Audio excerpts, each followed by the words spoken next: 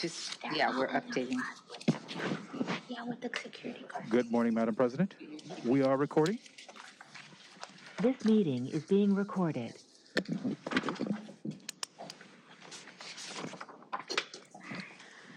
Good morning. Welcome to the regular meeting of the Board of Water and Power Commissioners. Today is Tuesday, July 26, 2022.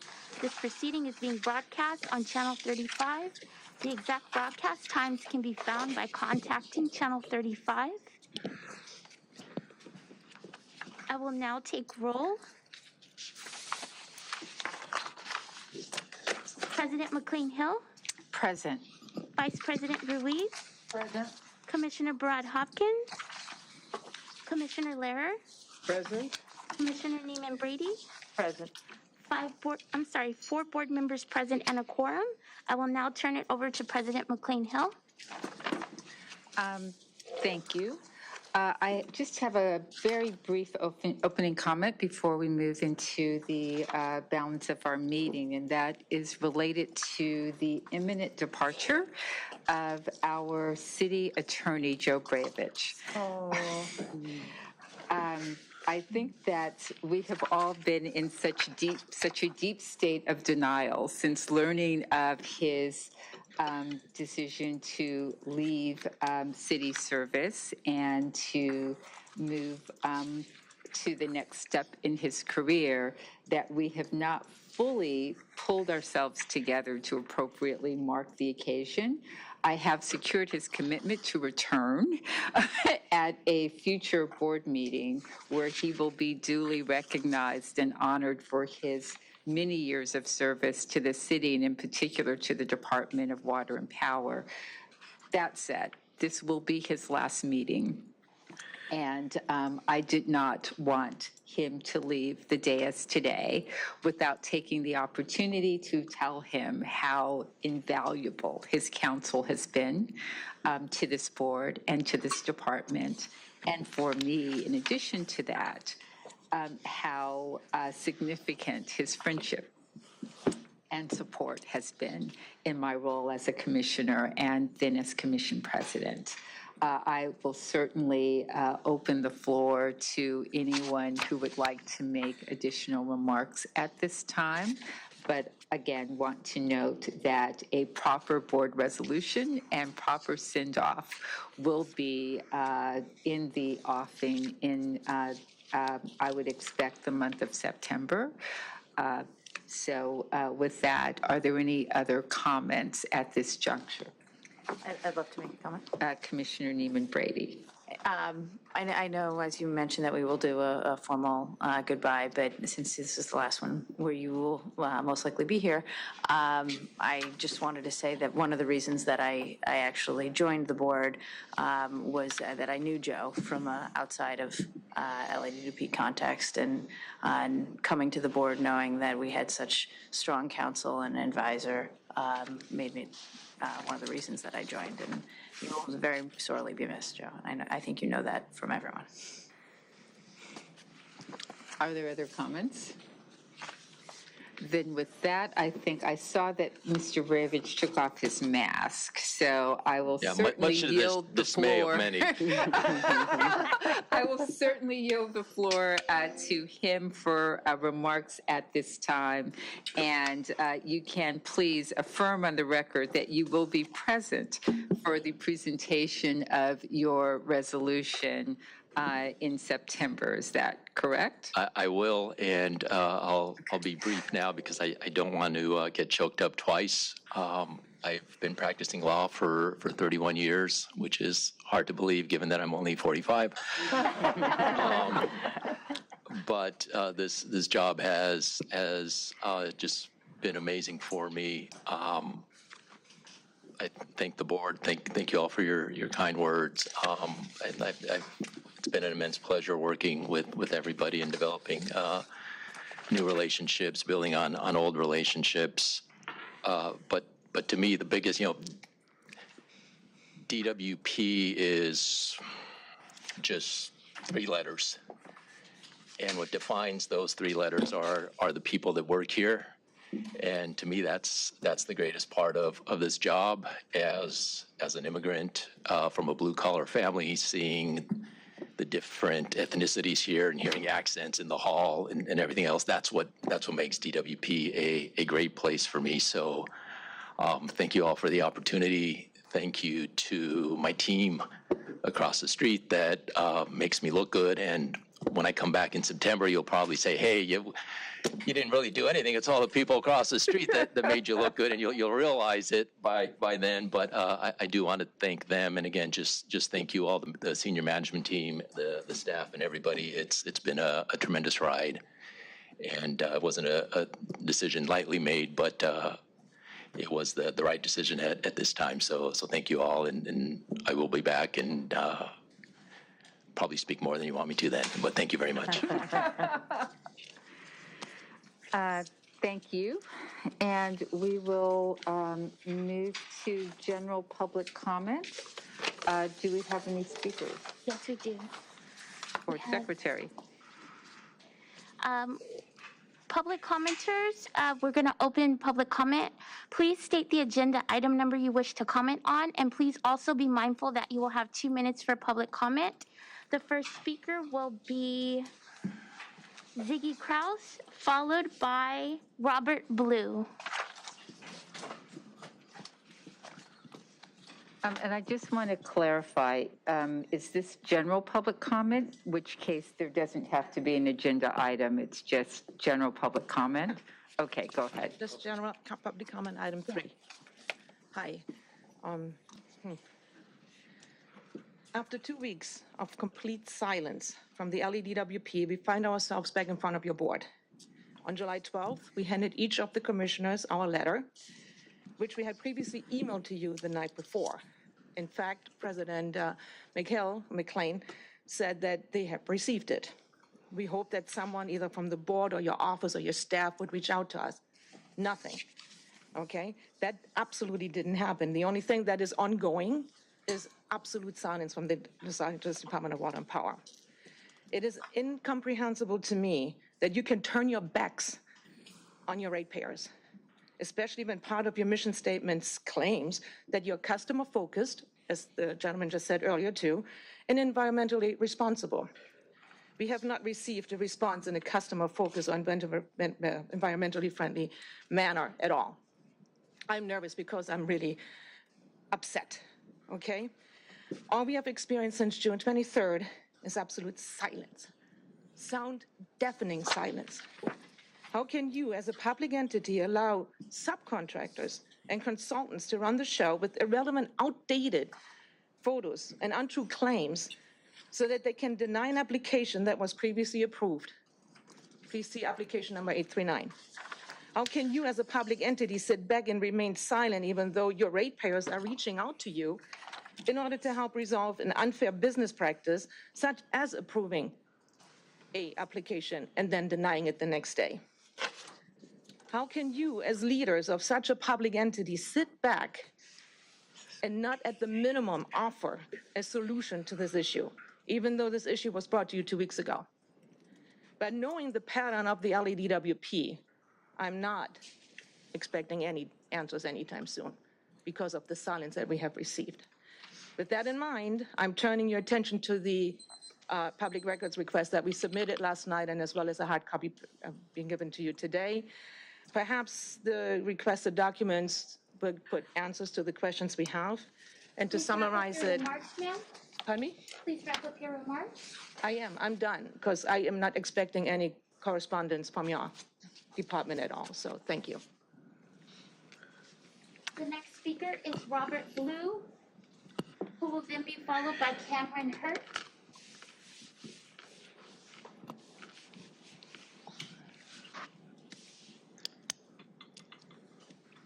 Good morning. We attended the last DWP board meeting on July 12th. At that time, we brought up the issues regarding our application 839 for the turf replacement and landscape design services in detail, including written comments that were submitted to all of the commissioners. Although this issue was brought up to the highest level of governance at DWP 2 weeks ago, no one from DWP has contacted us. For an organization that is, customer focused, we were surprised that no one followed up with us, not even to say that the department's still investigating or looking into it. Although all that we received was silence, this is not what we'd expect from a public agency such as DWP for any customer, not just us. Applying for the turf replacement and landscape design services, we would expect DWP personnel to be responsive. If someone from the department felt there was a problem with the application, they'd explain their opinion to the customer and offer ways to help or have suggestions to have the customer correct any perceived deficiencies. Instead, LADWP offered to provide a landscape design that would, quote, not be eligible for a turf replacement rebate. How would that help your customers or help water conservation efforts?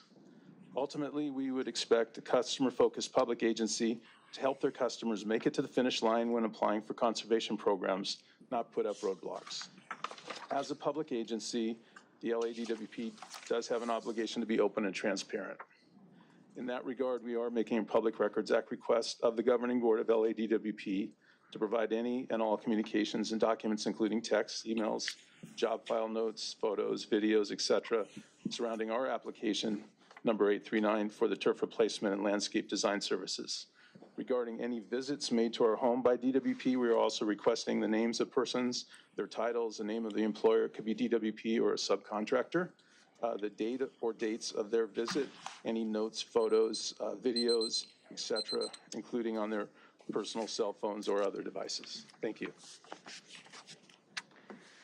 The next speaker is Cameron Hurt, who will be followed by Estuardo Mazarregos. And just, excuse me, while that speaker's coming up, who is administering the turf removal program or replacement program? The turf replacement is under my Water Resources Division, Commissioner. And I assume that there is some process by which we interact with people who have applied to the program and received either negative or affirmative response to their application? That is correct, yes. Okay. And you're aware of this particular complaint. You were here a couple weeks ago. So, yes. Okay. And I assume that someone in your organization is planning to respond to this customer? Yes, the direction I gave staff after the last board meeting, when I heard the similar complaints we heard today, was to reach back to the customers. My understanding is prior to the board meeting, they had some discussions back and forth. Obviously not to the resolution wasn't to the satisfaction of the customers, to Mr. Blue. So, but I will be talking to staff again today and asking them to call and set up another meeting. My understanding had to do a difference of opinions on whether or not there was grass or not, based, I guess, on what I understand from Mr. Blue. Pictures that were taken prior to them purchasing the property where it was all dirt. Well, So no, we'll but, look the, into but it. the assertion here is that no one has spoken to them since the last board meeting. Are you representing that that's not the case? I'm not aware if they spoke to them after the board meeting. They spoke before. I did ask for them to reach out again. Apparently that hasn't happened, so that will take place. I will make sure of it. Okay, if you would, that would be terrific, and if you would Absolutely. simply follow up to make sure that there's some communication with this particular customer, that would be terrific through the chain. Appreciate it. I'm sorry, sir. Would you please give your name again? Yes, good morning. My name is Cameron Hurt with the Repower LA Coalition. Very excited to be here, and thank you to the commission and everybody listening in for having extreme heat on the agenda today. That's something that I am very, keen on discussing more and hearing the presentation. I'm looking forward to hearing it because there's an extreme crisis going on. Of course, interlocking crises of extreme heat, as well as the utility debt, which has racked so many frontline communities and working class people. So it has to be kept in mind, and of course this is being thought through that not everybody can afford air conditioners, as well as the price of running an air conditioner, especially during the hottest times of the year that we are in and approaching. And with this crisis getting worse and worse each year, it's very clear that there's a need for a well-designed and sustainable low-income discount program that supports people through the hottest parts of the year. And we look forward to working with LADWP to make sure that it's an equitable solution and really drawing that connection between the need for relief both on the heat front and on the debt front because there are two crises that won't go away without very coordinated and deliberate action. So that's all my comment. Thank you. Thank you so very much. I appreciate it. The next speaker is Estuardo Mazariegos, who will be followed by Angela Bai.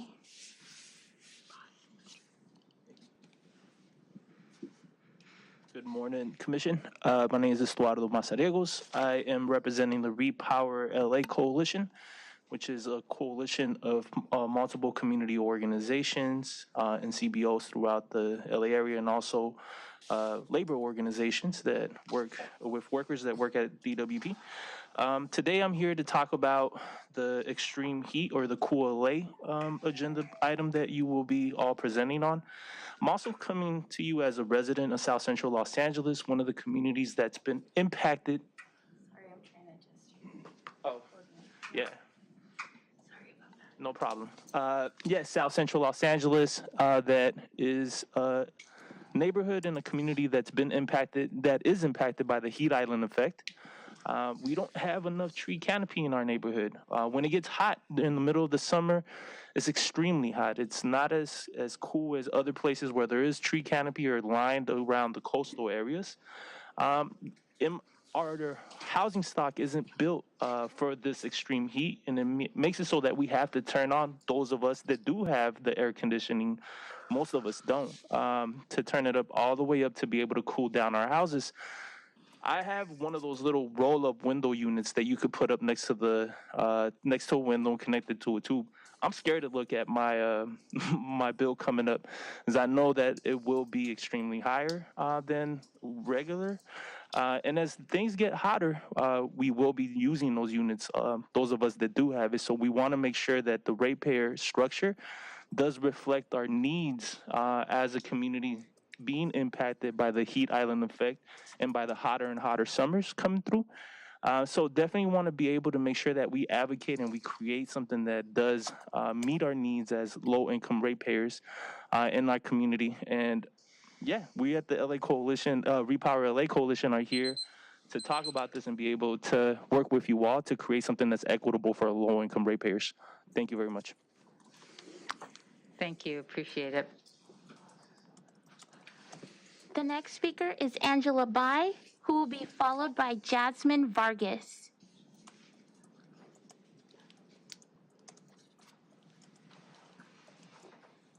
Hi, good morning. My name is Angela Bai. I am representing the Repower LA Coalition. Thank you so much, commissioners, for addressing the important issue of extreme heat, and we're looking forward to the discussion and working with you all on this issue.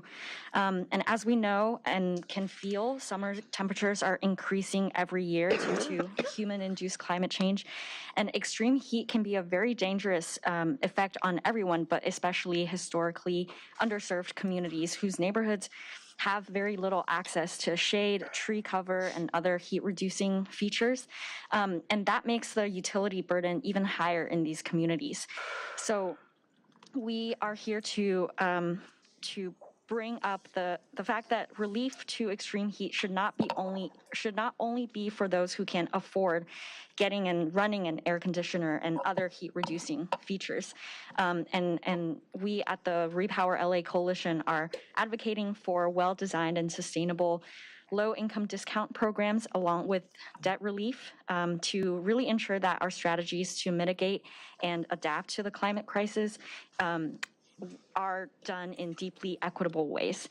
So our coalition is very excited to keep working on this issue with you all. Thank you so much. Thank you. The next speaker is Jasmine Vargas, who will be followed by Isaac Lieberman.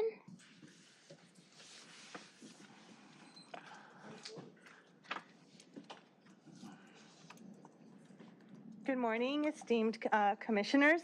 It is my privilege to be here in front of you today. My name is Jasmine Vargas. I'm the senior organizer with Food and Water Watch, Food and Water Action. And I want to take the opportunity today to address you as a SLTRP Advisory Committee member, as well as a climate activist. I hope to bring to attention to this board the process that is well underway, get the SLTRP plan put together. I know that community outreach is being planned really soon, and I know that this board is going to have the very important job of picking a recommended scenario of the SLTRP that can reflect and really say how you are facing the climate crisis head on. And I know this board many times has said and has expressed their desire to take the DWP into that clean energy future in a way that is not leaving anybody behind, a way that is equitable, and in a way that is going to create resilient communities in Los Angeles. But I'm going to say that to do that, you are going to have to do more than the scenarios that are going to be presented in front of you. The most ambitious scenario that you will see is scenario 3, which is going to get us to 100% clean energy by 2035 fastest. But unfortunately, that last 10% is what's being debated right now. And I implore you, you're going to hear from me, you're going to hear from hundreds of people, more at the community outreach meetings and more right in front of your office about how we want to make sure that that 10% is not going to be met by repowering gas plants in our communities.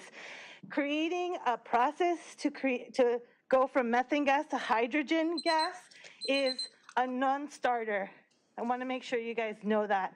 And I want to make sure you also know that we're here to get us to that 100% in the way that everybody can be happy with, and that also creates good, clean energy jobs. Thank you. Thank you.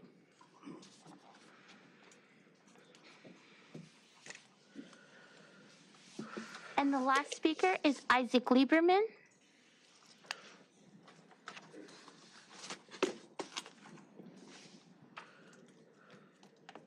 Hi, can you hear me okay?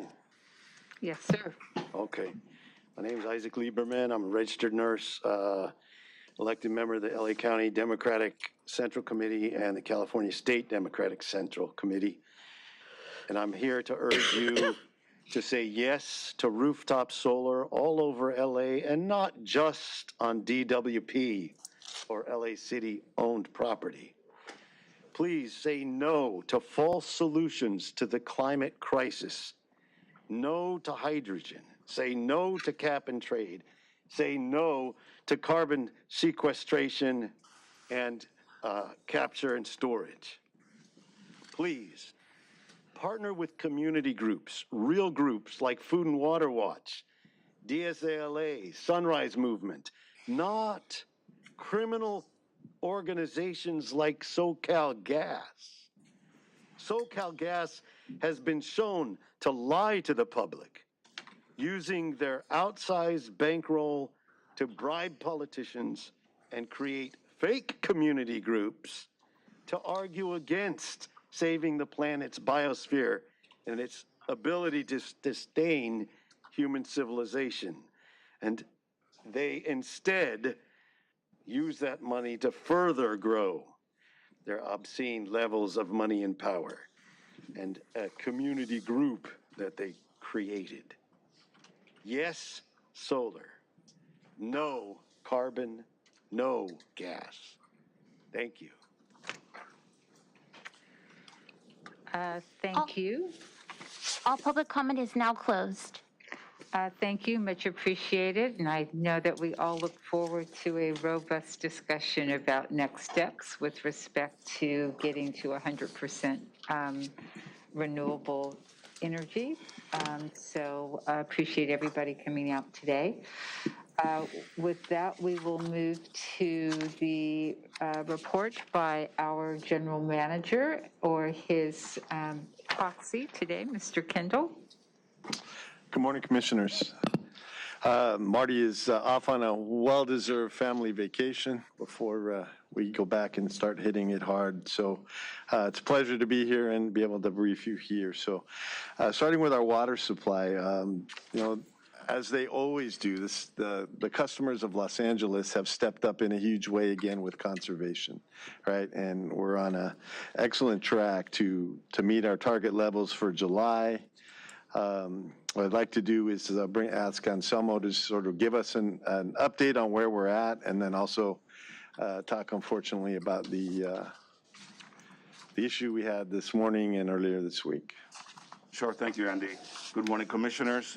When it comes to the drought, like I mentioned in the last board meeting, for the month of June, which was the first month when we had started the phase 3 of our ordinance, limiting water to 2 days a week, like I reported, we saw a 9% decrease in consumption compared to the same month last year. For the first 3 weeks of July, we're trending around 11%, which is great news. So certainly Angelinos are listening to us, and they are meeting the request that's been made to conserve and to continue to conserve. Certainly they're doing a great job, but we're still not out of this situation. So we encourage everybody to continue conserving to make sure that we will have enough water for everybody for the rest of the year. Consistent with what I told you last time too, the number of water weight reports continues to increase. I believe that in the first 3 weeks of July, we have seen a significant increase compared to last month. So it tells you that people are listening and they are calling in, letting us know when there's folks that are wasting water, which is great. We also see an increase in our water conservation rebate requests, which is always encouraging because it helps us conserve more water. Also, we are on the verge of launching a brand new program, which I think is very exciting. What it is a direct distribution program to our residential customers for a device that can help them track their usage in real time. The device is called a Flume, and you literally attach it to your water meter externally, and then you connect it to your Wi-Fi system, and you can actually get that information on your cell phone. And it gives it ability to see what your consumption is on a regular basis. As you know, our billing system here, we bill every 2 months. So if we're looking for people to have information to be able to make decisions, informed decisions, this device is going to significantly help them by having that information in the palm of your hands. It also helps with leaks.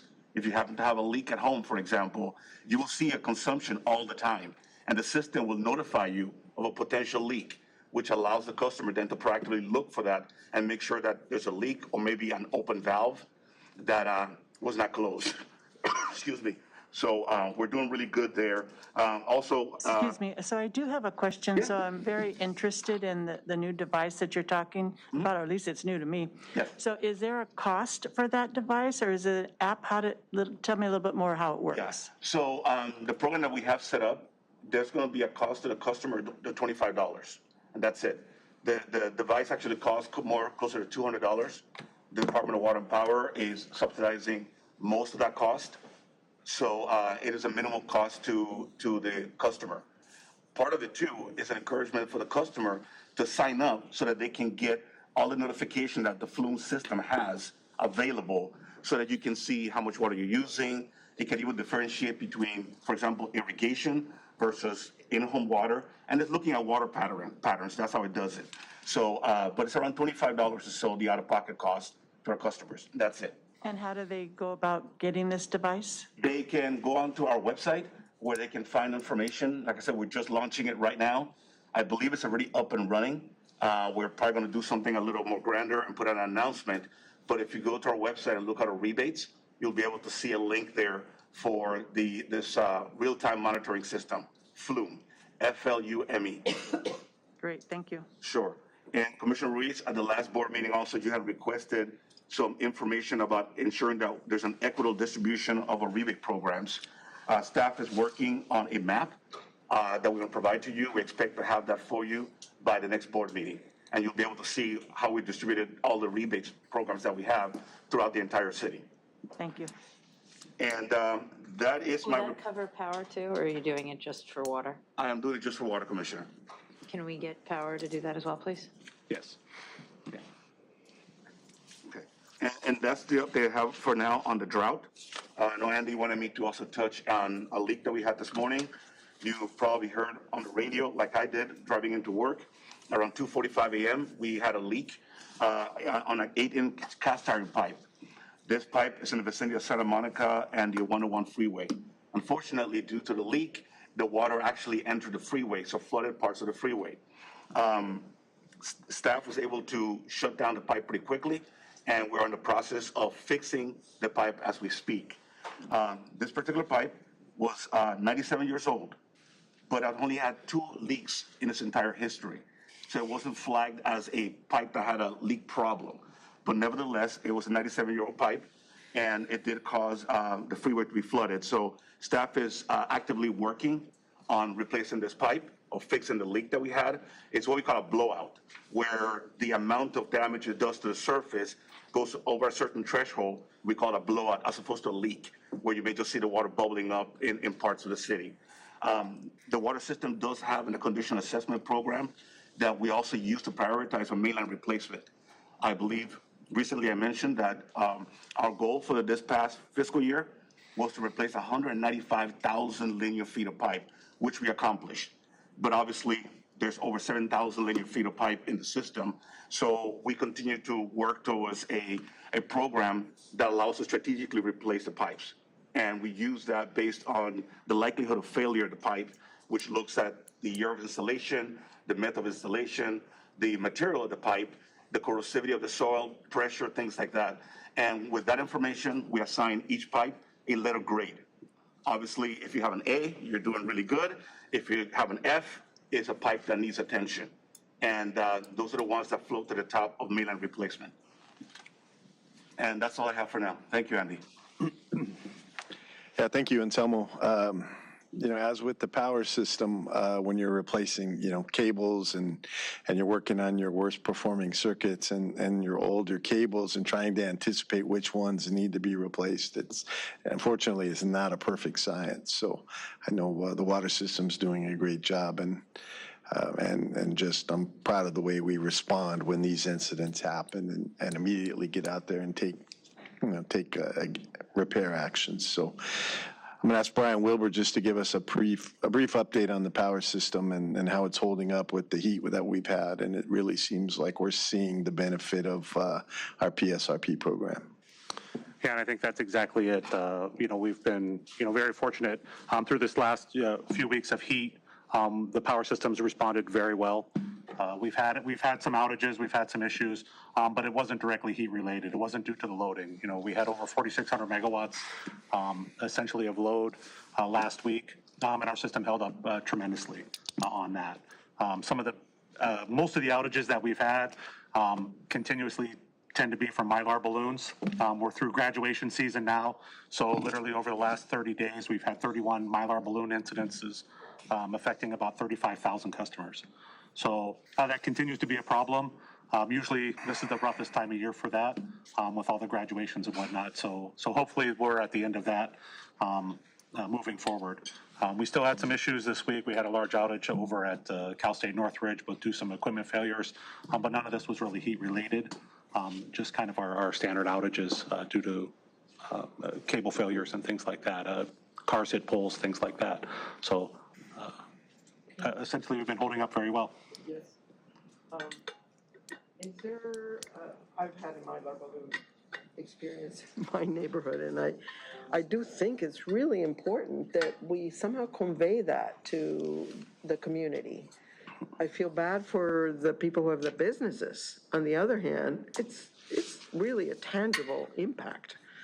I mean, for you have to go and fix, you know, that would be the largest cause of outages is pretty impressive. So some PR moments, I think, in the press they might be interested in getting this out there. Yeah, and I think Joe Romalo's group does a very good job on a lot of the outreach. He hits all the major, you know, Twitter, Facebook, all of those items, right, to kind of put that message out. It's been a continuous message. I know we're constantly looking for legislation to control Mylar balloons, and it's been a continuous effort for a long time because this has been an issue for quite a while. It's interesting also different cities have banned them. I think Burbank and Glendale both. Burbank and Glendale both have banned Mylar balloons. Yeah. Okay. So I have a comment. I just want to say that Commissioner Lehr and myself had the opportunity last week to go visit the Castaic Power Plant, and it is just amazing. And I just want to give a shout out to all of the hard-working men and women of LADWP that work so hard on a daily basis. It was amazing. Thank you. Thank you. A beautiful power plant. I mean, just to learn so much more. And one of the engineers, Jason from engineering, who took us through was, you know, clearly passionate about the work. It was very special. Albeit, I never realized I would be scared of helicopter, but it was a very windy day. And I thought, well, if this is the way I go, maybe that's okay. But, but a fantastic pilot got us down. He was fantastic. Yeah, Jason told me that the tour went very well, and Castaic, truly one of our jewels that we have, and it's a tremendous piece to have moving forward, right? Yes. Going through with our LA 100, it's going to be a huge asset for us moving forward. Yes. Okay, are we good to go? A couple more things real quick. Thank you, Brian, and we're happy to see how the power system's doing. It's truly a testament to what can happen when you put the right person in charge. I'm excited to just announce that, as you recall, at the last meeting, this board reauthorized our recycled water fill stations.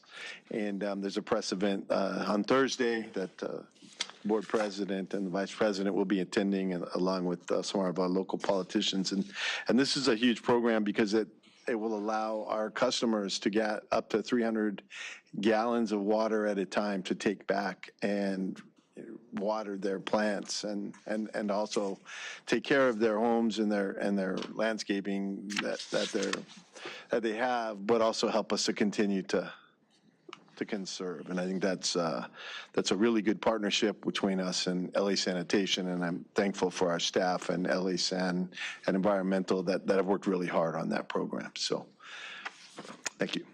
And just so you know, I will be in attendance as well. Oh, excellent. We will have a quorum.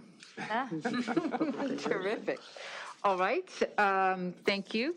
We will move to introduction of motions for future consideration. I'm not aware of any additional motions to be, or any motions that are being offered by commissioners for future consideration. I do want to note that the item that was noticed for L2 is being deferred. I'll speak more about it once we get to committee chair assignments and committee assignments. but that item is being deferred for further work with council and will likely be moved to a committee, a subcommittee of the board, in order to ensure that when it moves forward, it is as comprehensive as possible. So with that, are there comments from ratepayer advocate at this time? Only on L2, but after it comes out, and if necessary on the management report. Okay, terrific, thank you. That's terrific. Discussion with neighborhood council representatives. Are there any community impact statements at this time? No community impact statements at this time. Terrific. I know that we have the remaining item on the agenda is item L1, which Commissioner RUIZ has indicated she's got some questions about. So we will call that one special, which takes us to the management reports, which is terrific. I see that, well, I'd like to begin this presentation with a prepared statement.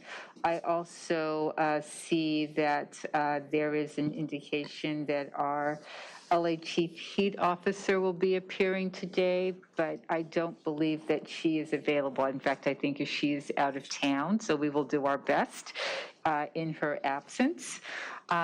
But before we begin, I'd like to simply say that as I commented in public remarks delivered earlier this year to members of the Valley Industry and Commerce Association, VICA, on future trends that we see here at LADWP, our experience with I indicated that our experience with life-threatening extreme heat isn't just coming, it's arrived.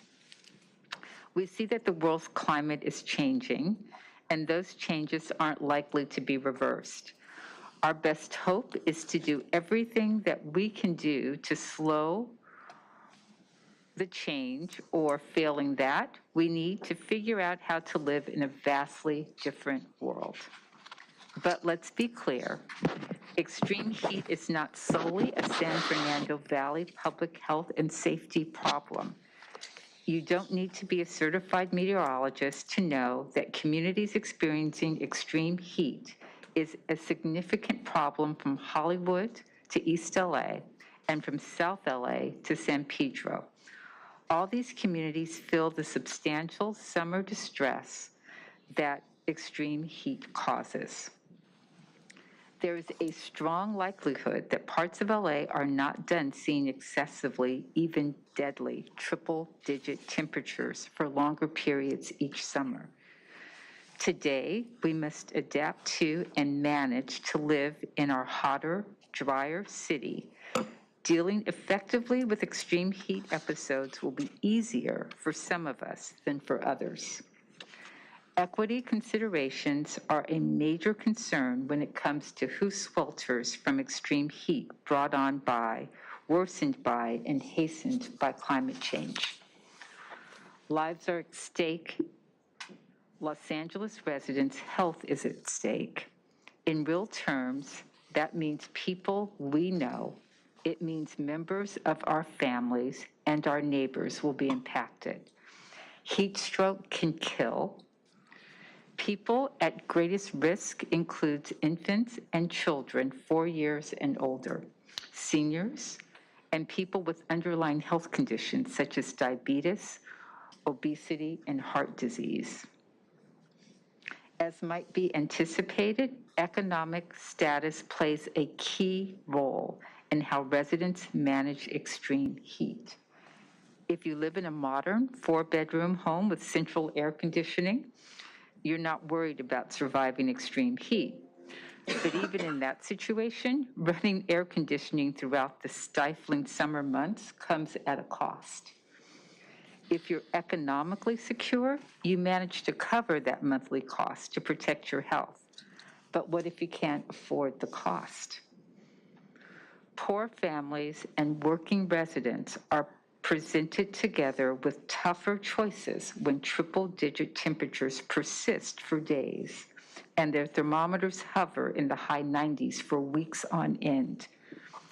In the future, high 90s may start occurring in early June and stretch to early October with protracted extreme heat episodes rising well above 100 degrees. The option of not running an air conditioner because the monthly power bills will be too high demand a solution.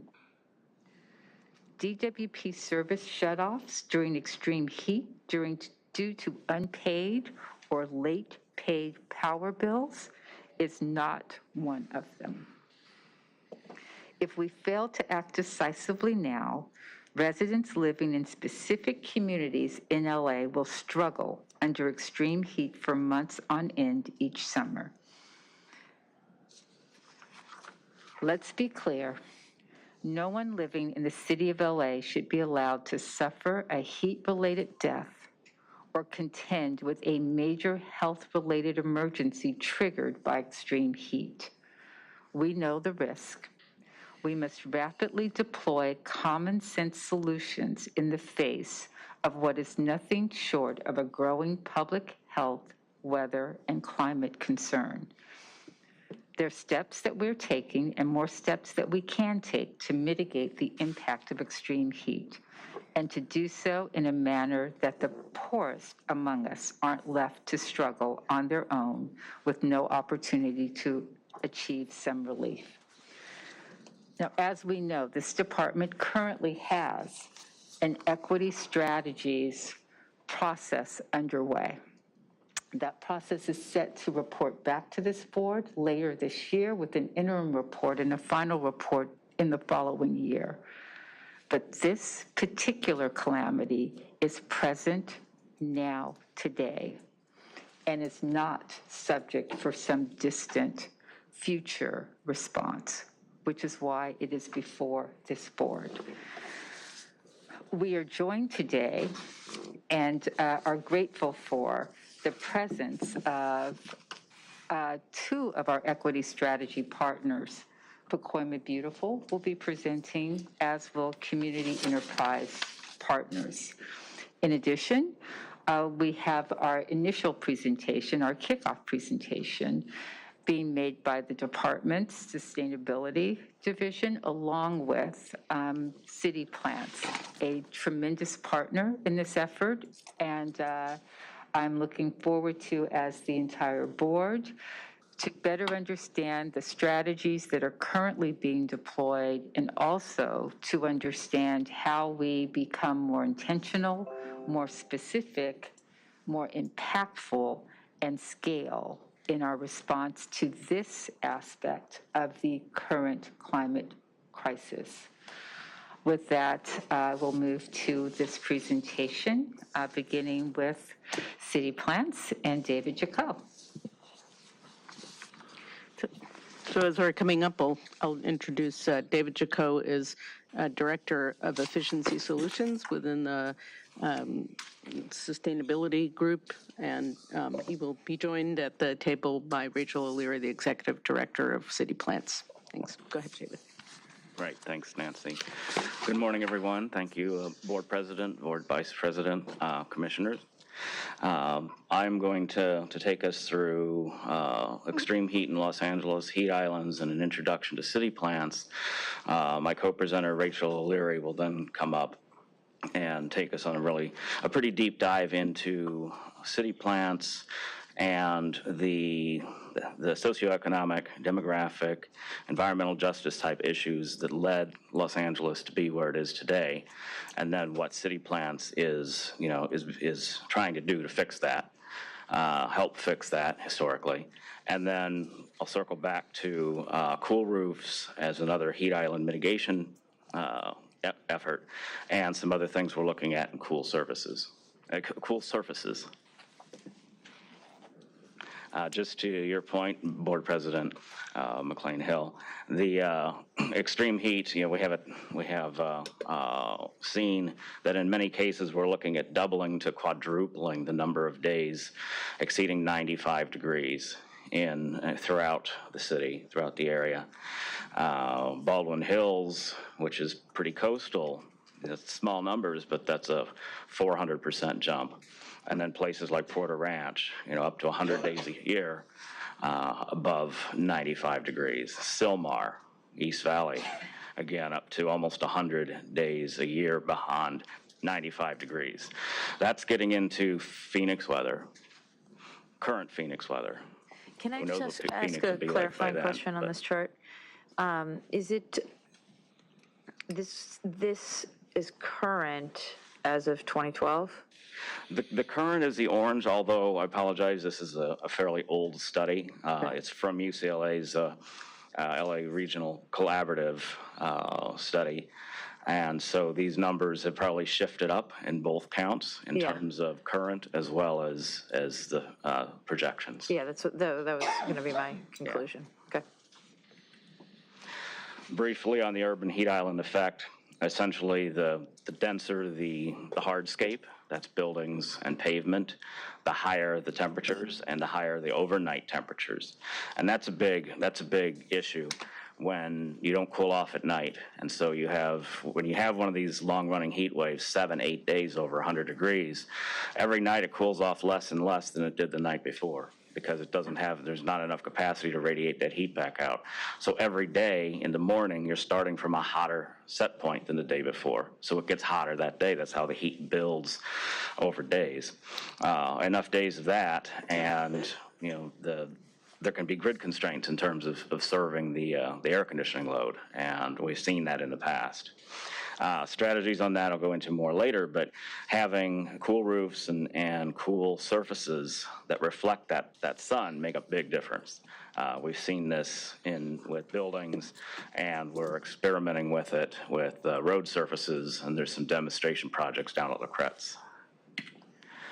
This is in line with and driven by the mayor's priority between the Green New Deal and resiliency.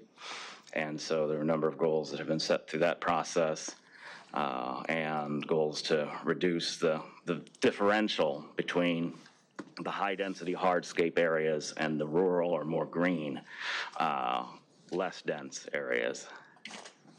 And as part of that, the goal is increasing community resilience.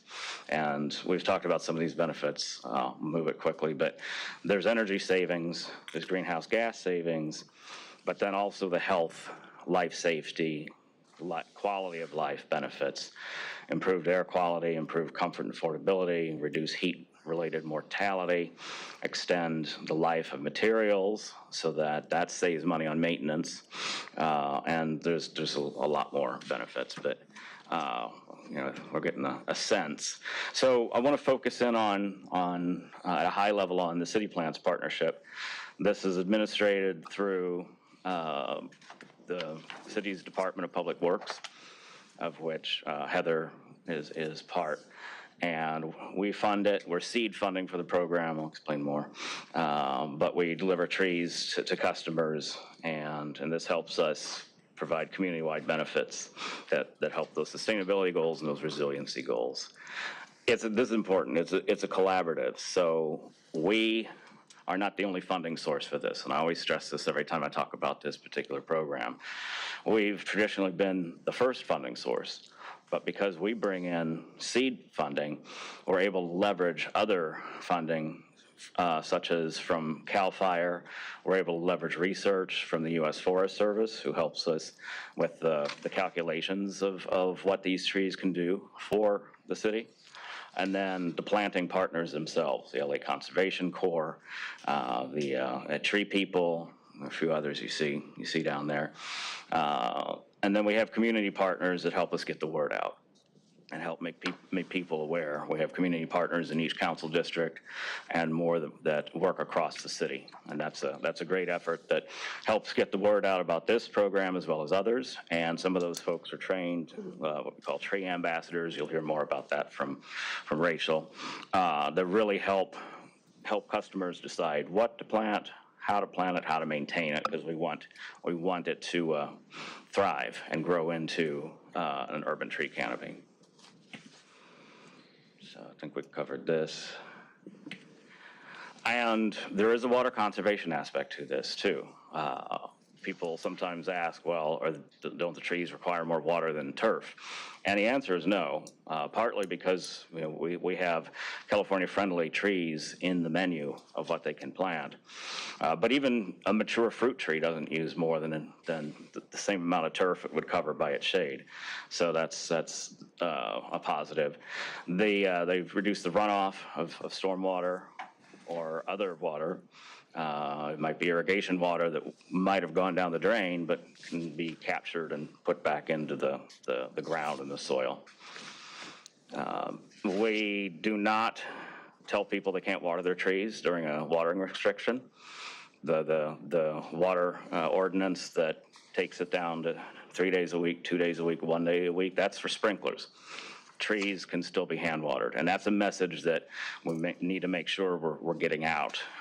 They can still have their the flower pots with tree and the watering pot and water their trees. They can do it with a hose, but the ordinance doesn't doesn't want that.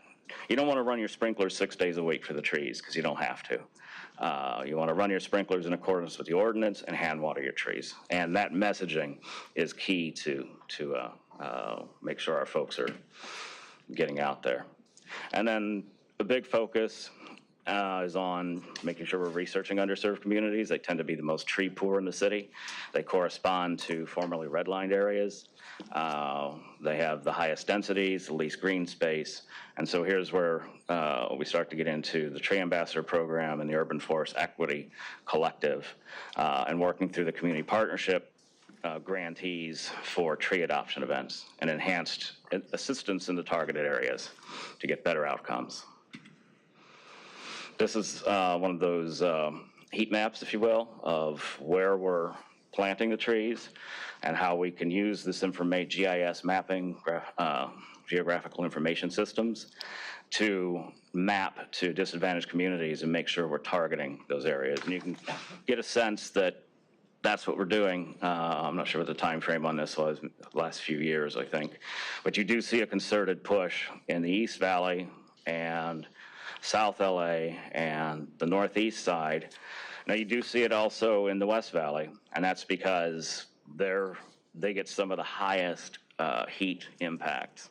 And a lot of those folks are retired seniors on moderate fixed income. And so there's definitely an equity aspect to serving the hottest part of the city as well. So this is a heat map, maybe that's not a good way of, this is a map that indicates the areas that lack adequate canopy cover, and the more purple Well, this is actually where we've put trees, I believe. This is where, this is where we've put trees. That's where you put trees. Yeah, so it does not, this does not have the DAC overlay on it per se. Okay. But it shows, and of course we have that, and that's how we can do our equity metrics reporting on this. This just shows that we are getting the trees into what are traditionally the largest areas of need in the city. So under the most recent MOU with Public Works, we planted 42,000 trees, which we anticipate will save over 15 gigawatt hours of energy over the next over the next 2.5 years from that tree planting effort. And those numbers, like I said, our technical partnership with the U.S. Forest Service has a very sophisticated calculation tool that we use to model this. So it's pretty. The numbers should be fairly robust. So looking forward, just a preview, we are at the end of the current MOU, so we are working on a new MOU that we plan to take to board very shortly. I think it goes to DPW board this Friday? Okay, so no gap in services. The funding from the previous MOU has kept the program going. This will re-up it for 3 years, $8.7 million. That accelerates the amount of trees a bit, 54,600. And very importantly, focuses on tree survival and equity of planting location. And again, the tree trifecta, as we call it, energy climate benefits, low water use, and helping vulnerable neighborhoods. At that point, I'll turn it over to Rachel, who actually runs the program on a daily basis, to run you through some of the more detailed background of the equity initiatives, the historic systemic disparities that have resulted in what we're doing to try and fix that.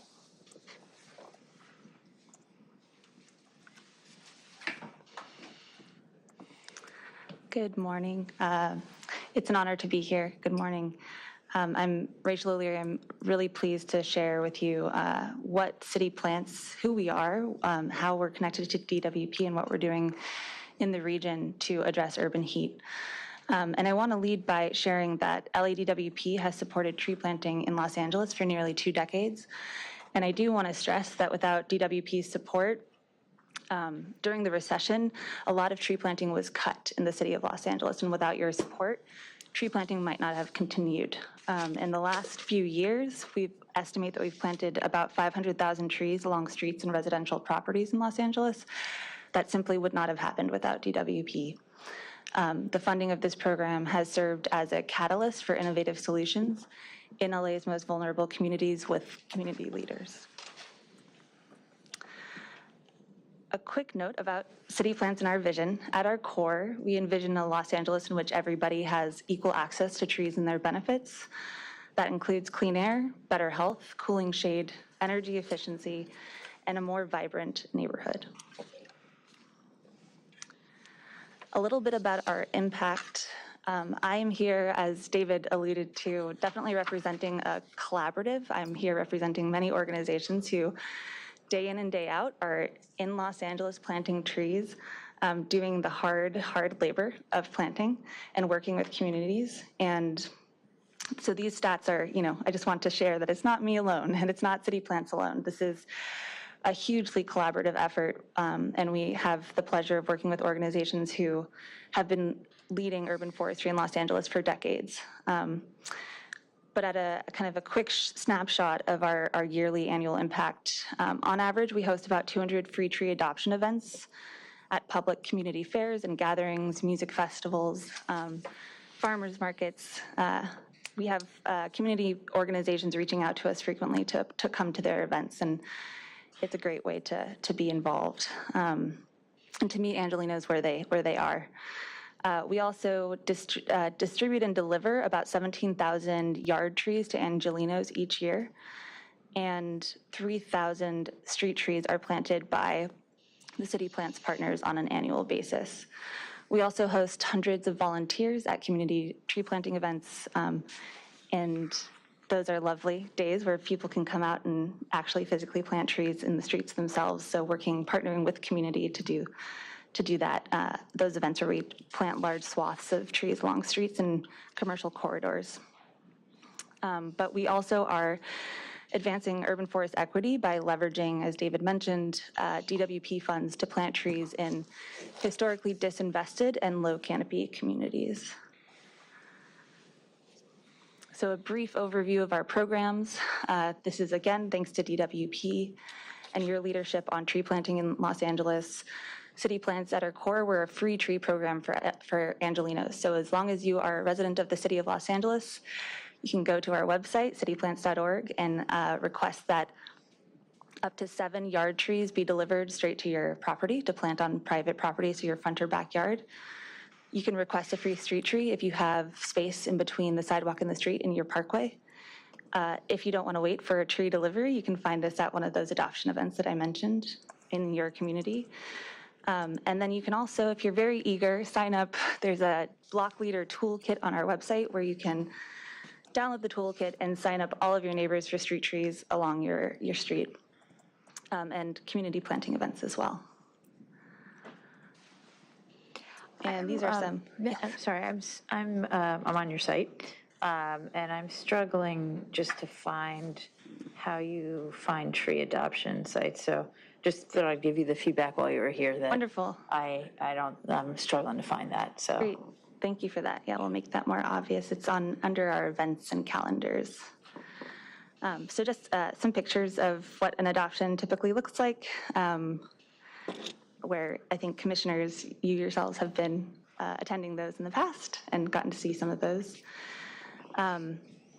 Our city plants with the LA Conservation Corps out of Griffith Park, this is where our kind of operating headquarters are at the historic Commonwealth Nursery, which I'll share a little bit more about later. But our delivery van, in Spanish and English on both sides, Growing a Greener Future for Los Angeles.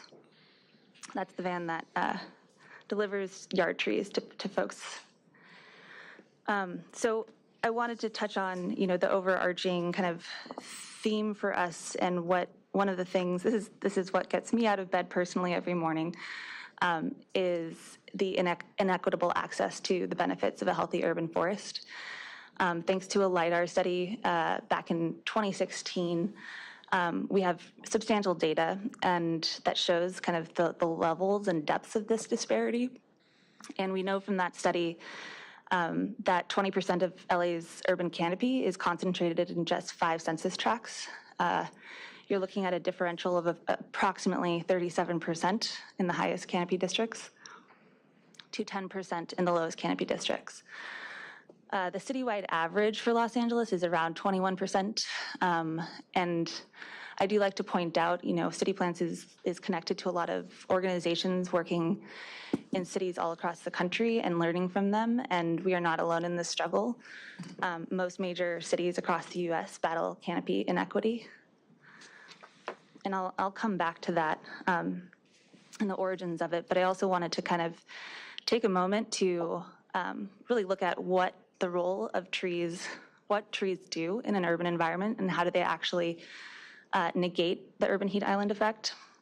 And I think for a lot of us, this is visceral. We know what it feels like, but the science is there as well. And according to the EPA, shaded areas can have a cooling effect of 20 to 45 degrees Fahrenheit at peak temperatures in their unshaded over unshaded material.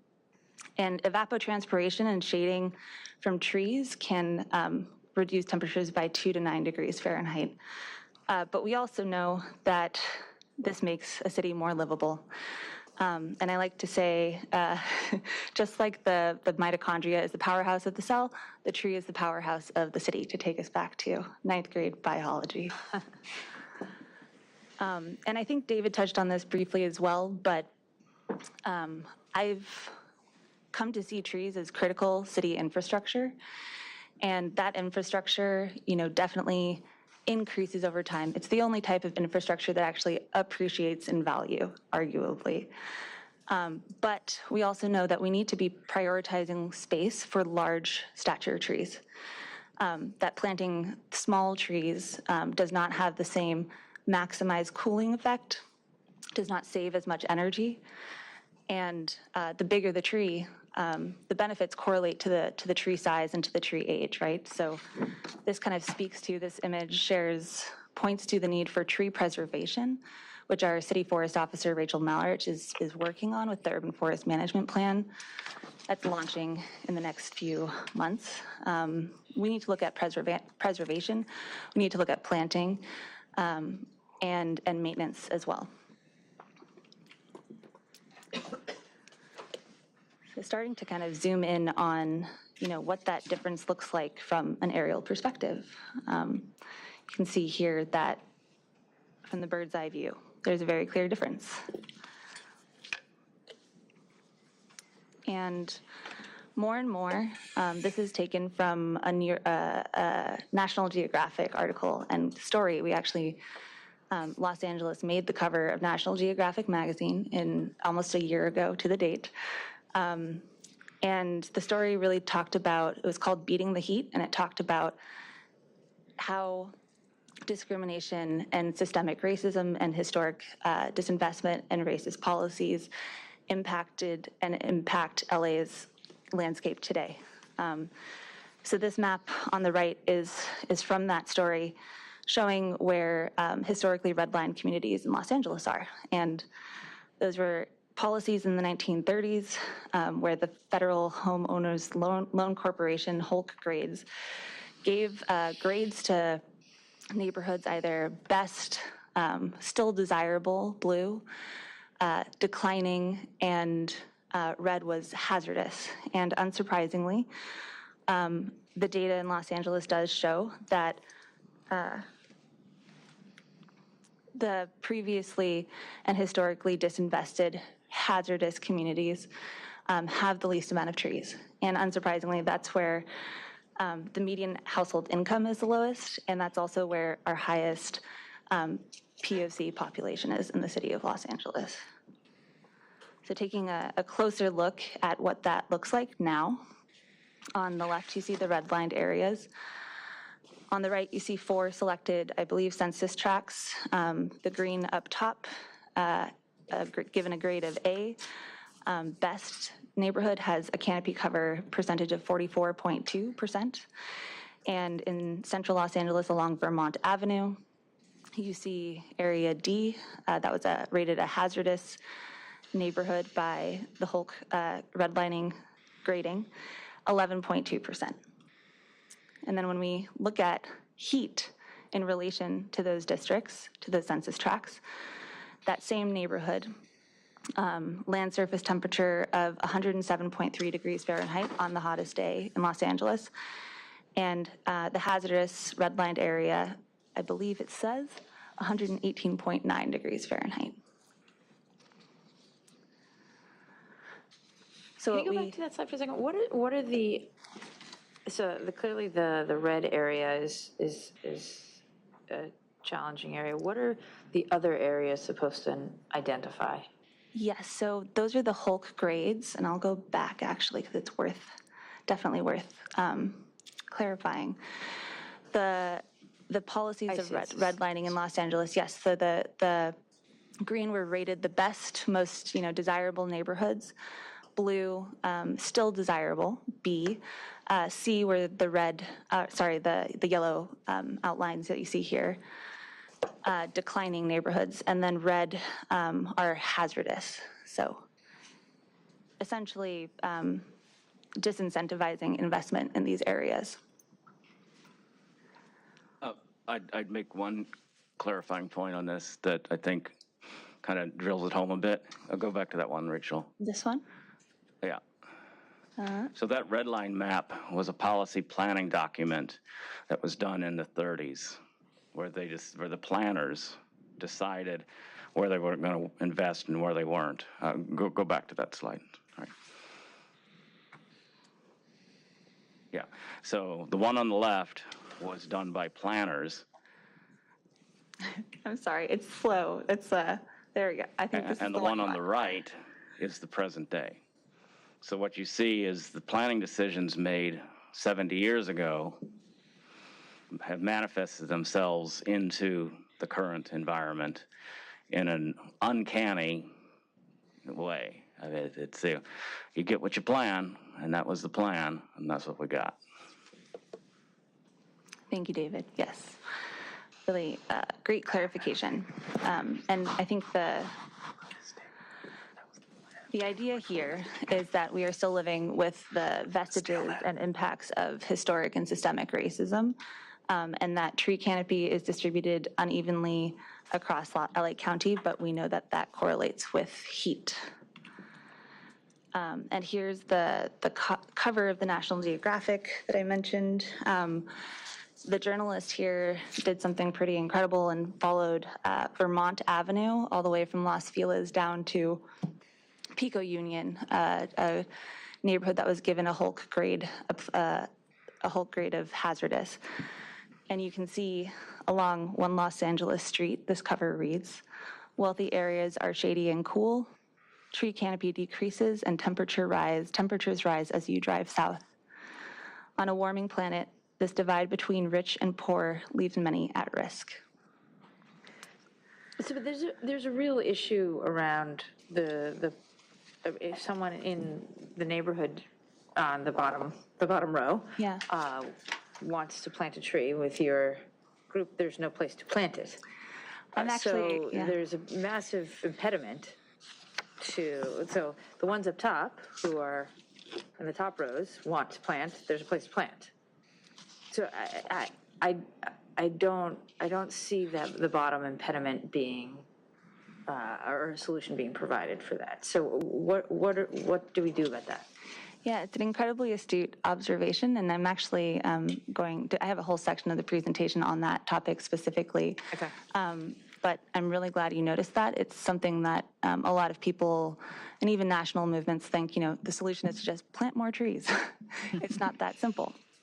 And I would argue that, the historical impact, the impacts of historical redlining policies that are still present today have shaped the very infrastructure of and makeup of our neighborhoods.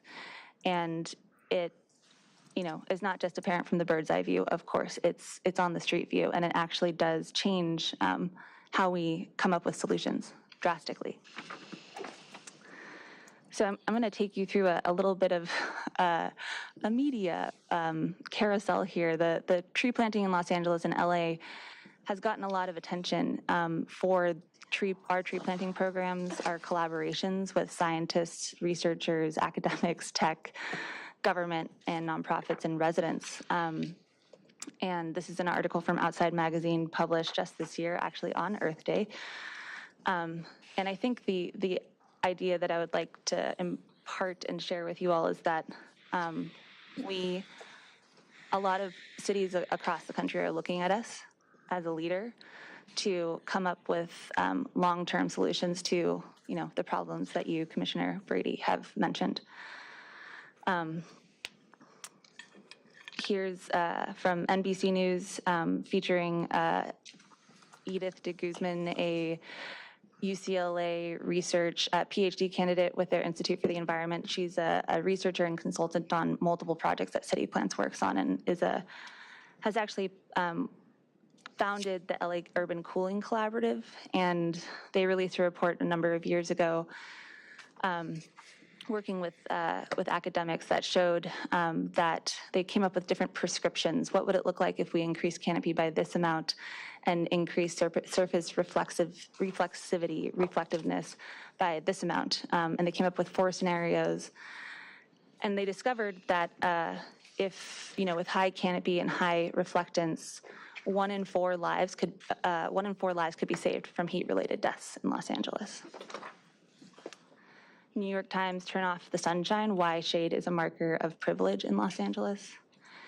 And most recently, from the LA Times, featuring some of the voices of our local leaders and partners, this call to action to residents to step up and help with this issue. And I did want to share, I know David touched on this as well, but the programs that I've described to you and the way that the City Plants program is structured as a free tree program for Los Angeles and for any Angelino living within the city, we're able to leverage those dollars to target highly concretized, some of the hottest and hardest to green parts of the city, thanks to DWP's seed investment. And I really can't underscore this enough.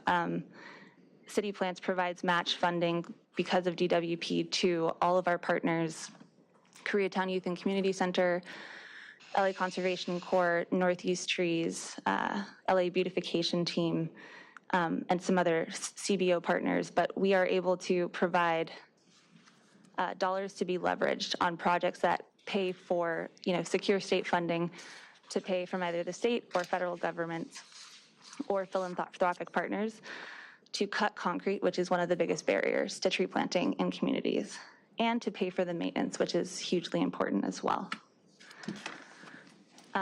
So I'd now like to share with you 3 programs that City Plants has collaborated on, launched. All 3 of these are, interestingly enough, in the last 2 years.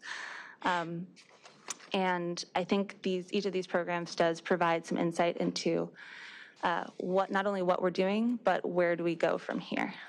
And so the first is LA's Urban Forest Equity Collective. And we launched this in partnership with DWP, but also thanks to a grant City Plants secured by the Forest Service and Accelerate Resilience LA from a philanthropic partner started by Andy Lipkiss of Tree People. We're bringing together a team of expert researchers on urban heat, Dr. Vivek Chandas in Portland, and community members, city stakeholders, policymakers to address these kind of intractable questions of what do we do in these instances where trees might not fit. And we just came up with a vision statement that I think is worth reading aloud, if you'll bear with me here. Los Angeles communities and leaders recognize the systemic causes and impacts of urban forest inequity and work together to dismantle the physical, political, I would add economic, and social barriers that perpetuate it. LA is actively growing, protecting, prioritizing an accessible, inclusive, and adequately funded urban forest for all Angelenos. By advancing urban forest equity, Los Angeles will build climate resilience and enduring protection for our frontline communities. From 2020 to 2021, the Urban Forest Equity Collective published 2 reports available on the City Plan's website. The first was a kind of needs assessment, LA's Urban Forest Equity Report, assessment report, and the second was a streets guidebook. So we were actually taking a look at different scenarios where we could address the question that Commissioner Brady mentioned and raised. And these reports and the collective as a whole really centered around 4 central provocations. The first, we know these fundamental causes of inequities have been, since the inception of redlining policies, are still present today. Second, simply moving trees into disinvested neighborhoods can actually further amplify existing inequities, oftentimes with lack of trust in an organization or a government entity's ability to care for the tree and sustain the long-term relationship with community members. Economic insecurities, there are studies more now coming out about the role of urban forestry and trees and green gentrification. And tree survivorship can also really kind of further perpetuate that distrust with community members. And the third, that the social, political, economic, and infrastructural barriers are vast, that low canopy communities have more concrete, and tree planting is more complicated and more costly. And the fourth, we need community-based neighborhood scale engagement campaigns and need to center the voices of local leaders and residents who live, work, and play in those communities to make sure we're meeting those needs. One of the contributions of the Urban Forest Equity Collective has been an attempt to build a common language for urban forest equity in Los Angeles. To your intention for the day, President McCLAIN-HILL, I think, to focus in and fine tune what are the solutions. This is one of our attempts to kind of shift the way we talk about tree planting and addressing tree inequity, not just plant more trees, but what are the site conditions in the communities that need trees the most and want trees the most. So the first here, these are sites that city plans typically responds to from Angelenos all around the city. So an open parkway, say you have a single family home and in front of your home you have a 4-foot ADA sidewalk and a parkway. We can come and assess that location and plant it. It's pretty easy. We have funding to do it. We can make it happen. Tier 2, the site is moderately difficult to plant. Perhaps you need to cut new concrete wells to create space for trees where there doesn't exist, but the site does allow for a new concrete cut and tree well. Tier 3, the hardest to plant, and I'll share some examples of this. These are areas where drastic site modifications are needed. Tree canopy, significant tree canopy, and heat relief cannot be achieved with existing infrastructure, and policy modifications are needed to reach tree canopy equity goals and public health targets. So an example, and I went searching for more examples this week.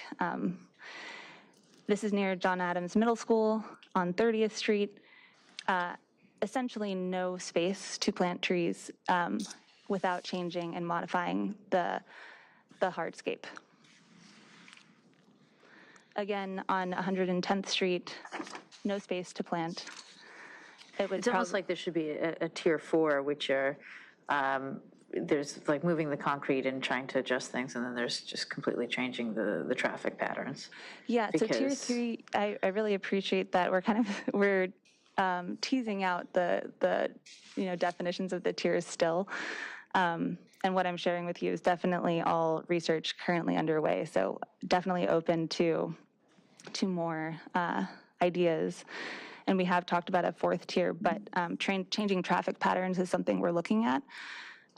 We don't necessarily know if there's much precedent for this type of work in Los Angeles. And so we're definitely kind of crowdsourcing, spending a lot of time looking for other cities that have modeled this successfully with resident support, of course, because that changes, the lives of the residents significantly.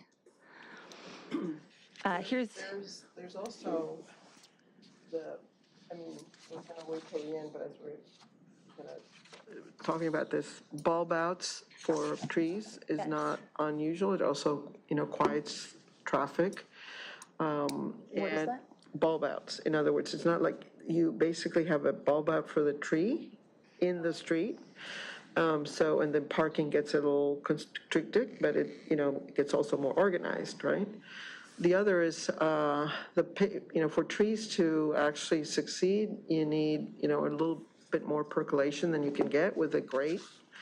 And so the notion of being able to use precast pavers or some more and get more permeability is something the city's talked about. I'm assuming there's some cross-fertilization with city planning and others because there's a lot of work that's been done around that particular issue. The issue that not much work has been done about is asphalt not having to be black. Mm-hmm. So that is a really unusual discovery for us at some point. For a few parking lots we did out in the desert that we were able to get either a creamy colored surface for the final surface, which is less, obviously doesn't absorb as much heat, or a reddish colored one. So those are research. The other is we seem to always focus on streets.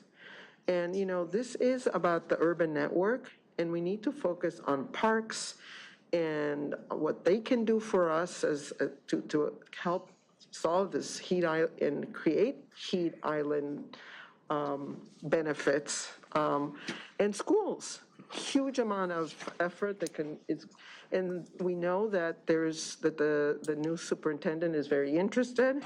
For all I know, there's conversations already being had with DWP. And it's also a way of getting families involved in the whole notion of, environmental benefits of trees and cooling and giving a little attention and love to your plants and trees especially. So I know you guys are big picture thinkers. Yeah. You're doing GIS and you're going into streets, you miss the mid-level. And I just urge you, and I know Andy knows that, and I know all of you probably do, but when we present this as in a simplistic way, it's a little more complex, but also benefits you. Yeah. And so, sorry to interrupt. Not at all. I appreciate, all of those points you've raised. So on the bulb out front, that's one of the tier 3 modifications that we're looking at and searching for, in the city code, zoning policies, design guidelines for a precedent within city planning for that type of work. And of course, the difficulty is that when you do that, it impacts many, many city agencies and jurisdictions.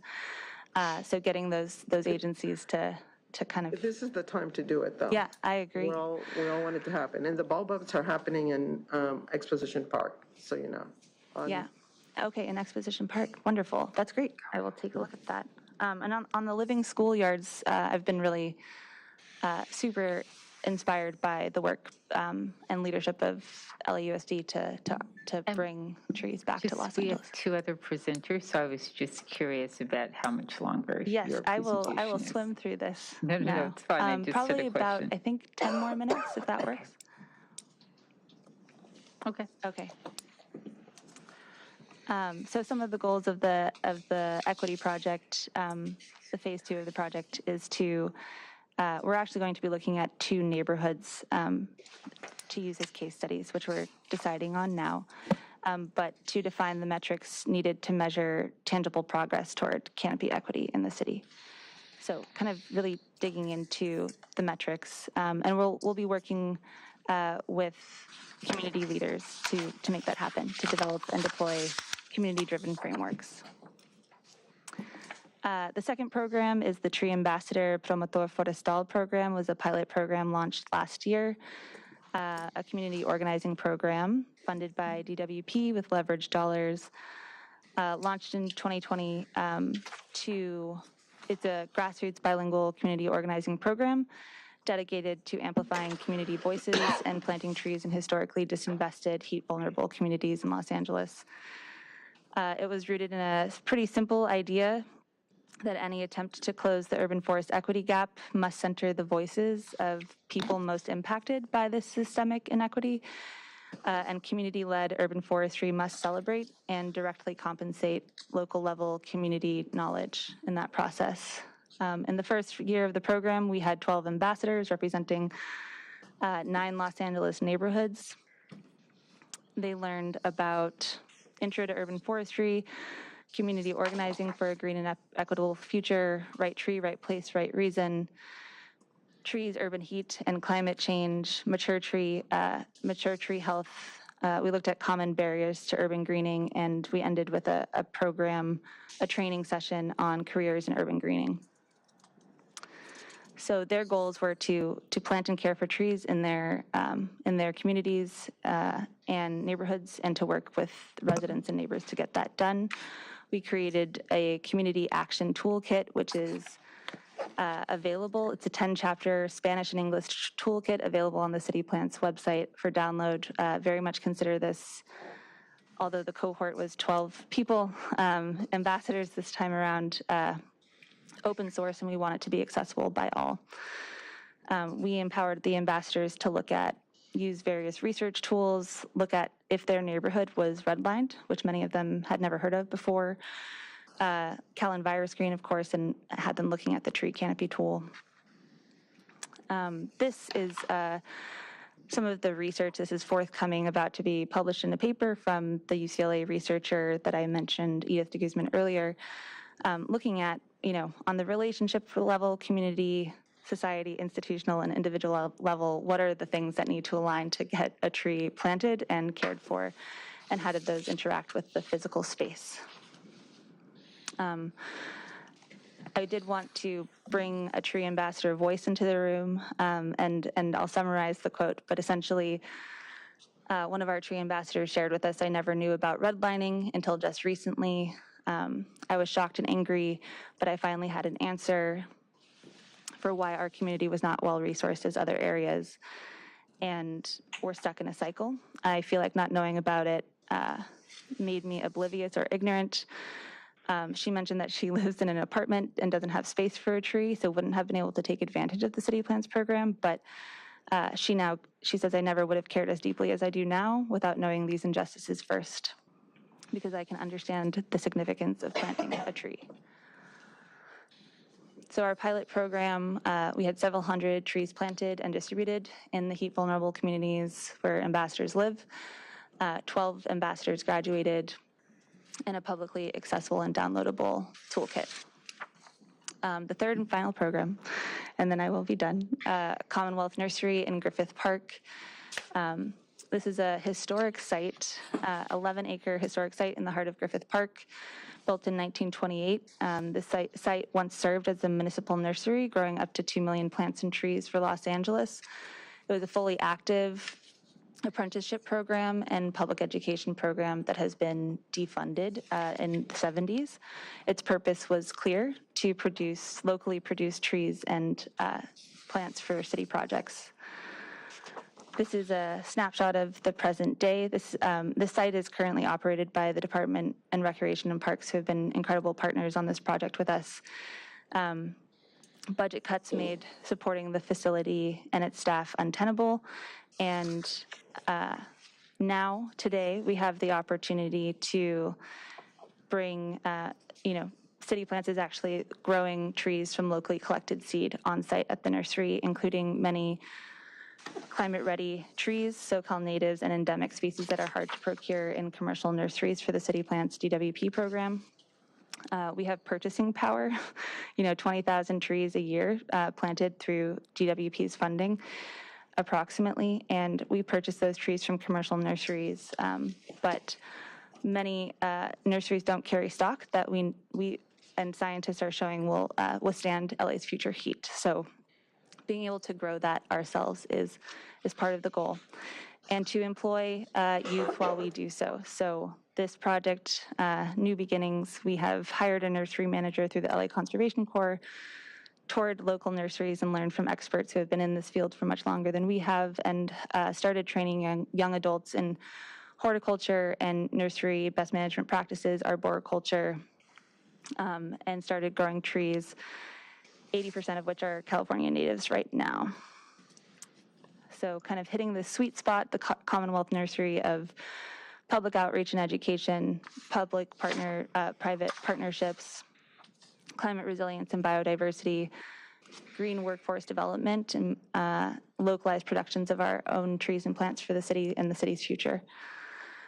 And here's a shot of our trees. And with that, I will say thank you for your time, and thank you for bringing us on, and thank you for your support of the City Plants program.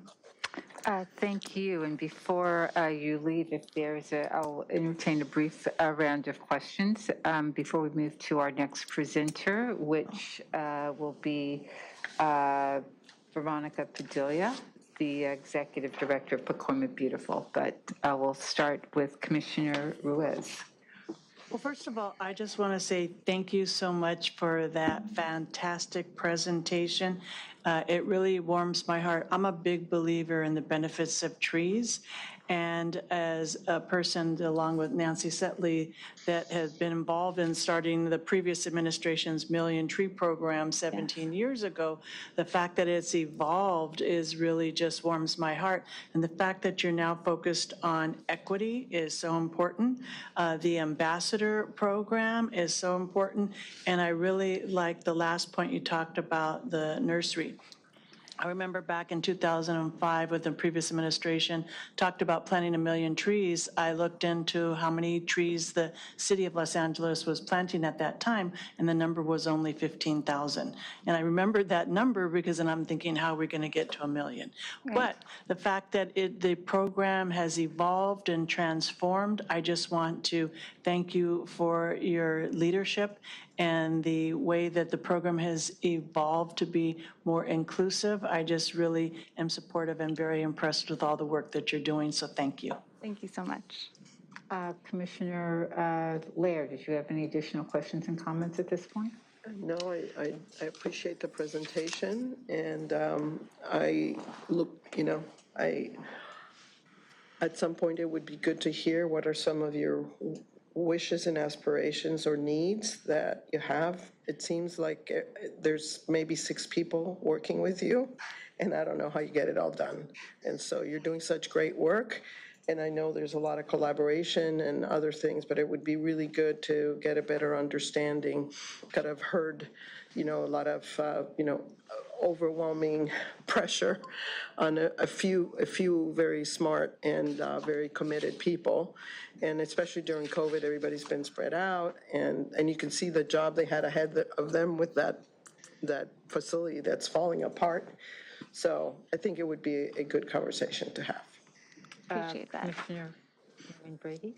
Yeah, I echo the comments that this has really been a tremendous presentation, and it's great to see the progress that we're making and continue to make. But I'm left wanting more.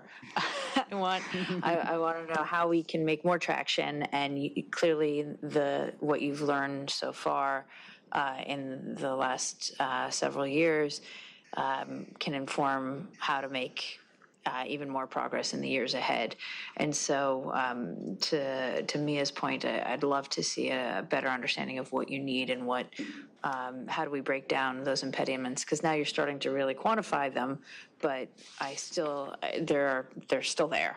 So we want to be as supportive as we can, but we need to know how do we get through those. Wonderful. I definitely have many ideas on that front, from scaling programs like the ambassador programs that do center local leaders and make sure that their voices are front and center, to continuing, I think, supporting new, especially young street tree care. There's an opportunity in historically disinvested communities to support with additional funding for maintenance, either fixing stakes or supporting with some additional watering resources we have found. Why don't we do the following? Why don't we give you some time to come back to us with a 20-minute presentation that articulates all the different pain points and ideas, both that require potentially financial, but also non-financial resources to break down those impediments. Sounds good. Yeah, I was, thank you for that. I was pretty much in the same place. I mean, it's always difficult to, there's always a lot to do. There's the presentation, this is who we are, this is what we're doing, et cetera. Where we are at this juncture is really, how do we define, what are our goals? I mean, very specifically, what's required to achieve the impact that facilitates actual change? So lots of activity, and that's something government can do a lot of. We have lots of activity. But if we're not tracking that activity to a specific outcome, then we're not serving the communities that we are talking about and asserting that we're in it for. Yeah. So, I was taking notes through the presentation and looking for the places where the department can lean in and begin to assert additional leadership. And there really has to be, from my perspective, for every dollar spent, I want to know what the outcome is that moves the needle on a specific issue. I was very curious about some of the work that you were referencing related to, both you and Commissioner LEHRER, about the placement of trees and things of that nature, and wondered, as that was being thought through and perhaps considered and planned and talked about in other agencies, to what extent that impacts our infrastructure, or to what extent, we might have to either make modifications or think through or be part of a process to facilitate that. As it relates to communications and other strategy or other support for the work that's occurring, I don't see a lot of, we spend a lot of time and energy right now in particular on dealing with issues related to drought, but I don't see a commensurate effort around how we support and how we message communities around, issues related to shade. And then, when you talk about, what I didn't hear enough about were not just trees. You mentioned the preservation, the maintenance, the size of trees that are essentially needed in order to achieve certain objectives. We need to understand more about that because that's what we need to be doing. And I think from my perspective, this really has to be less of a passive investment by the department where we're just handing dollars over and saying, do what you do. And it has to become more of a collaborative, outcomes-driven process where we are contributing both money and other resources that will facilitate specific outcomes, and we're holding ourselves and our partners accountable to achieving those outcomes for the residents that are relying on these strategies. And then finally, the observation around Tier 2, Tier 3, and potentially Tier 4, that's where the rubber meets the road. And if we're not taking that on, then we might as well not be bothering. So how we move that forward, how we create a platform for that discussion, how we collaborate with Public Works and with other significant, entities within the city is critical, and how we further community-based partnerships. And we do a lot. I mean, the thing about the community impact, that community, those community members are also our customers. We touch residents in ways that very few other agencies do. And as it relates to this work, it is critical both as it relates to demands on power and also as it relates to livability in the city of LA. So we'll be looking forward to you and the department returning with something very specific that represents work toward outcomes that are clearly and well-defined. So with that, I want to say thank you. Yeah, I just wanted to come in and as part of that, we do have an existing MOU as well as, sort of an ongoing relationship, and we can spend some more time kind of talking about how that actually works, because I think some of the things that you've raised are things that we are already doing, and there's, I'm sure, many places where we can increase the level of collaboration and cooperation with city plants. No, thank you very much. And really, at the end of the day, we have to get past activity to what the outcome of that activity is and what the anticipated outcome of that activity will be, in year 1, 2, 5, 10. In the same way that we plan other work and other projects. Yeah, and and to the extent that we're tracking some outcomes and maybe not others, because I think it is an outcome-based, at least our participation is outcome-based, but it's not the full range of outcomes I think you'd like to see. Okay, and Madam President, as both you and Rachel pointed out, we're not the only city department that's impacted. There are, Public Works through street services, rec and parks, and if we're talking about, we're talking about changing traffic, it's transportation. So I would love to, if we have a presentation, maybe representatives from the other departments included as well, would be helpful. Thank you. Perfect. Thank you. Brief comment? Oh, sir, yes. Typically, tree programs have been supported for energy conservation efforts when they shade a building. And our focus is naturally energy conservation programs in this context. Now, typically when we think of shading buildings, it's like the level 1 type of property. But in situations where the buildings are closer to the street trees could be helpful in shading the buildings in that context. And I'm not sure if that's been studied in the context of energy conservation. It has, and I appreciate you mentioning that, and would like to definitely clarify that the City Plants program as it currently exists is limited to trees that shade buildings. So we actually really make sure that the trees that we plant are shading buildings because of that energy efficiency connection. And David mentioned a custom software, Free Trees LA, that integrates some modeling done by the U.S. Forest Service where we quantify on an annual basis the energy efficiencies. And more, we're finding that, yes, street trees are part of that equation. It's not just, trees on private property, particularly in areas where there's multifamily residential housing that's covered lot to lot. An apartment building that may not have space on private property for tree planting, but the street could be an impactful way. So that, and President Biden announced a 1 billion tree program this past week. LA's population share of that would be 10 million, so that'd be great. I will look more into that. Thank you.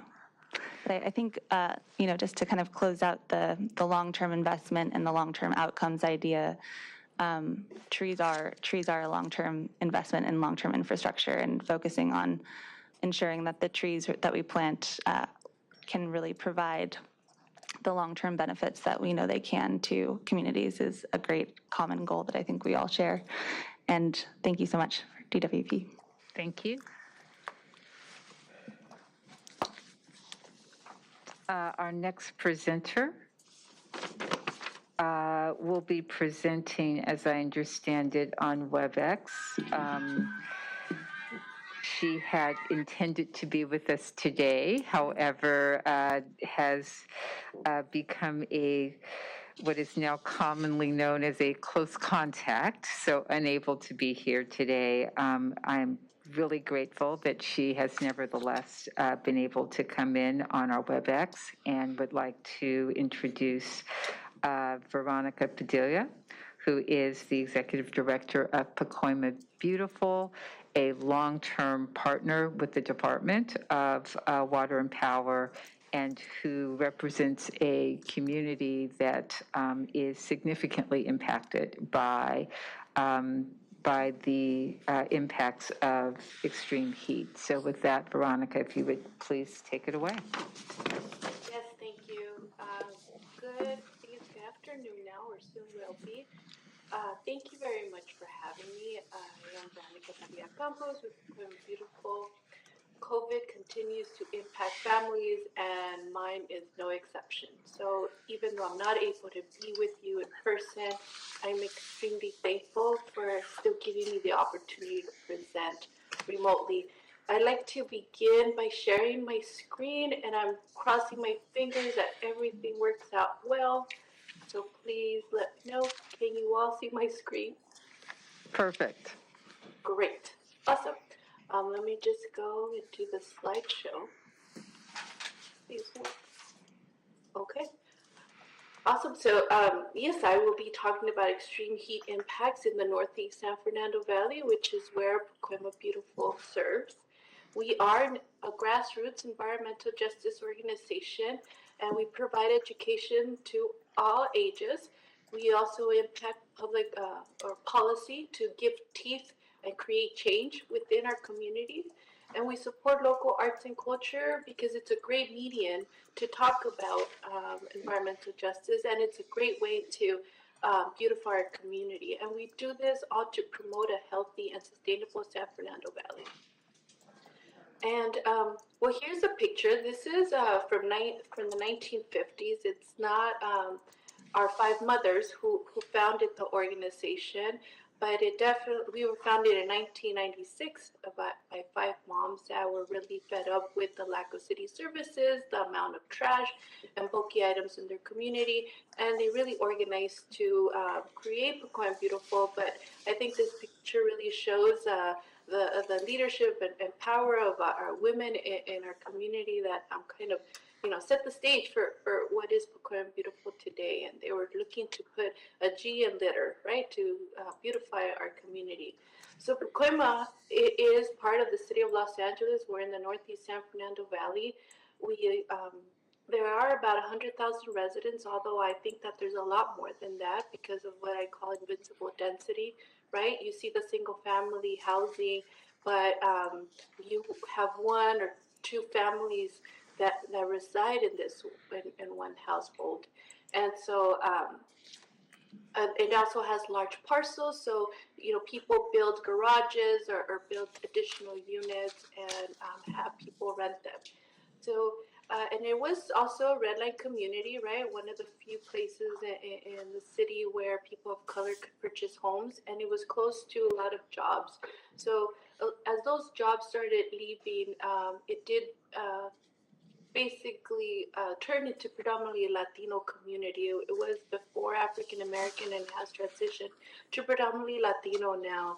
And as I mentioned, because of these converted units, 21% or a little bit more actually live in these rented housing units or garages.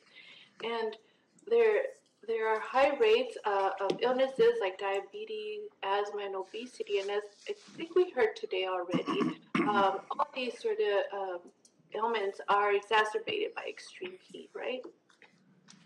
And okay, how do I make this go?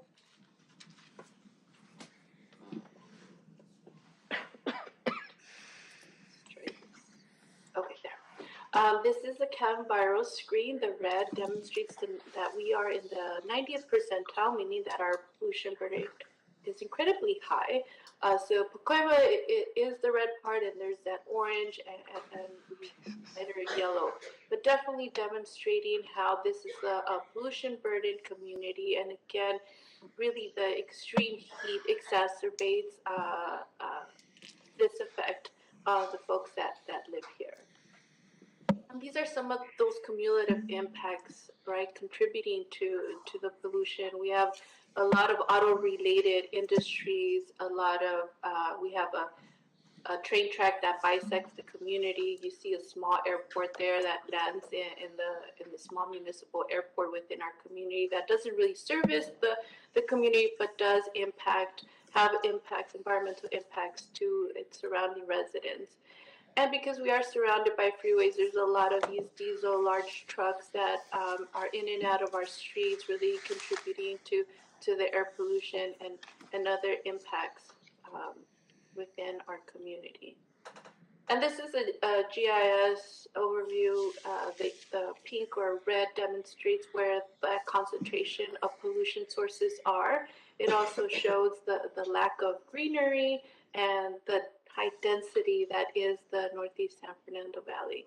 And, you know, the freeways there really encompass Pacoima overall.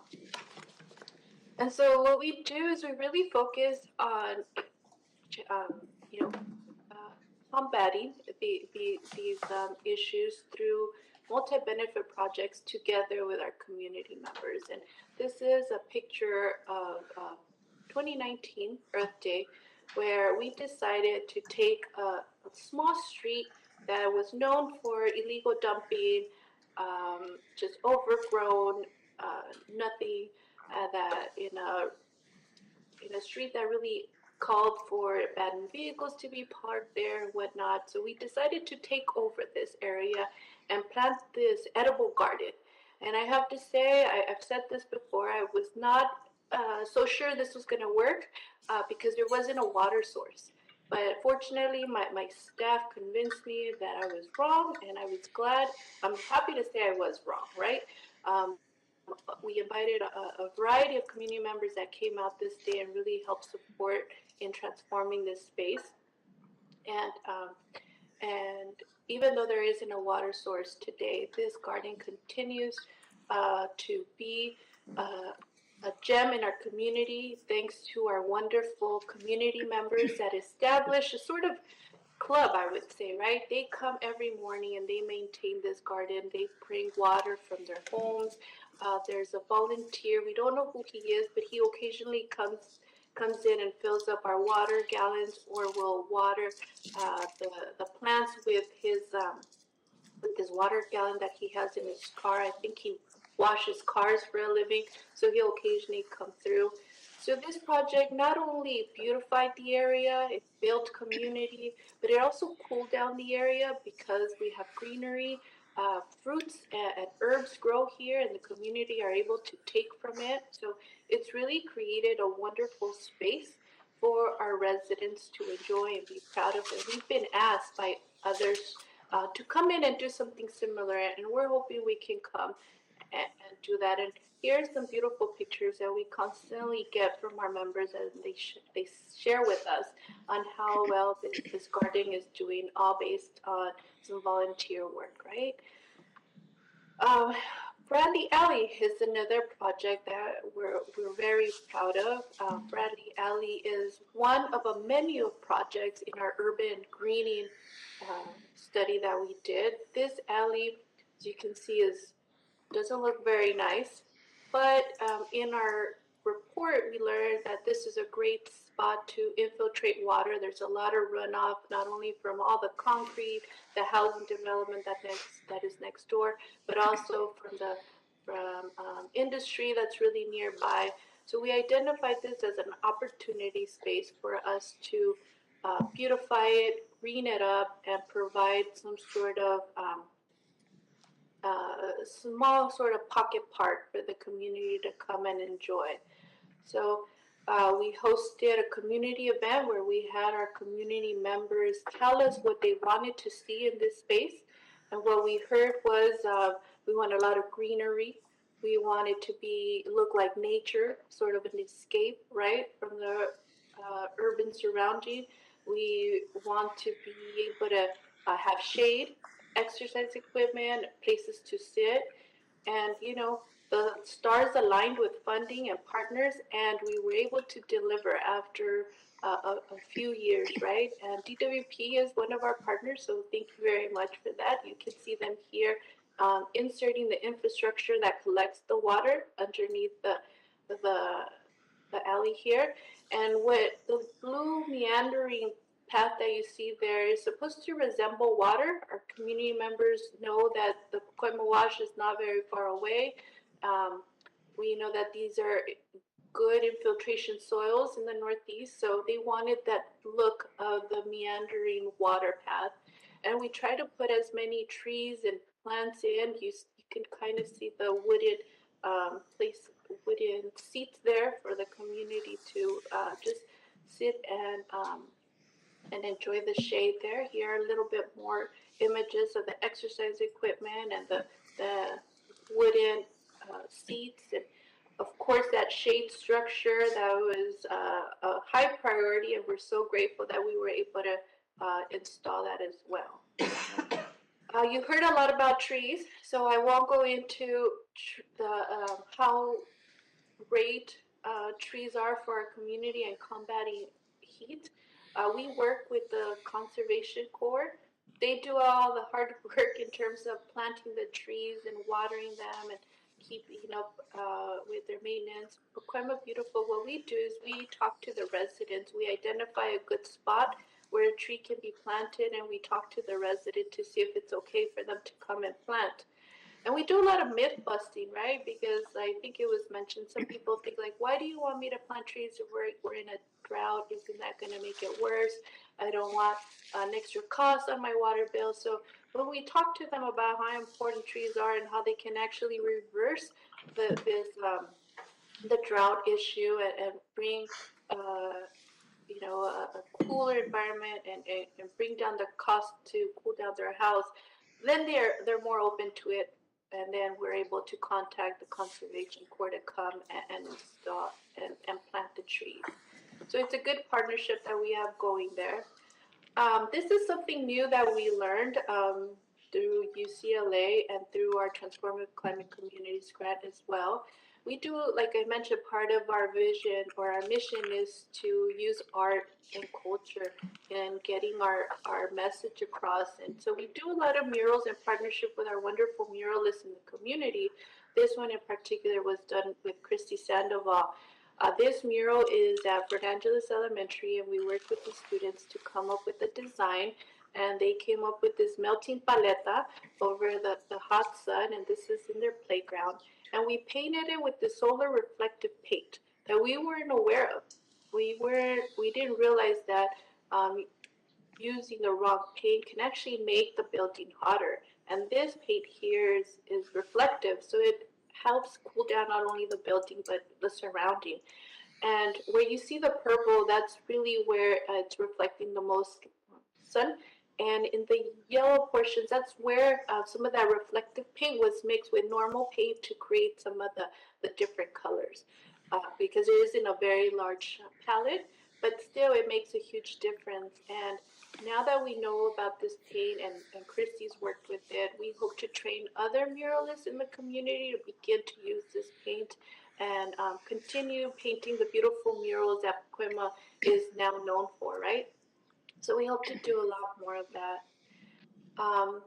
Also, if you saw the news, Good Morning America this weekend, or Telemundo, or various news had this event highlighted our cool communities group work that we did with GIF in partnership with GIF. They approached us about painting this material in a community in Pacoima that would help reflect the sun and make it cooler, about 10 degrees. It's supposed to last about 9 to 10 years and just really provide a relief to community members from the heat. And we were also able to paint the basketball court at Humphrey Park and also a schoolyard at at Broadus Elementary, all very close by. There is a map of the different streets that were covered, including the park and the school. And this was definitely a community process before we did any of it. They picked the colors and really worked with us in the scheduling. And we really needed it to be something they wanted and they were buying into for us to even do it. And we did take some readings before the installment, and we'll continue to take readings after to really see the impact. But my hope is that this is a great success and that we're able to do it not just in this portion of Pacoima, but as many places as we can to be able to help for our community. So in preparation for this, I thought that it was important to bring community voices, right? So I did ask our community members, some of our staff, to tell me how they're being impacted by extreme heat.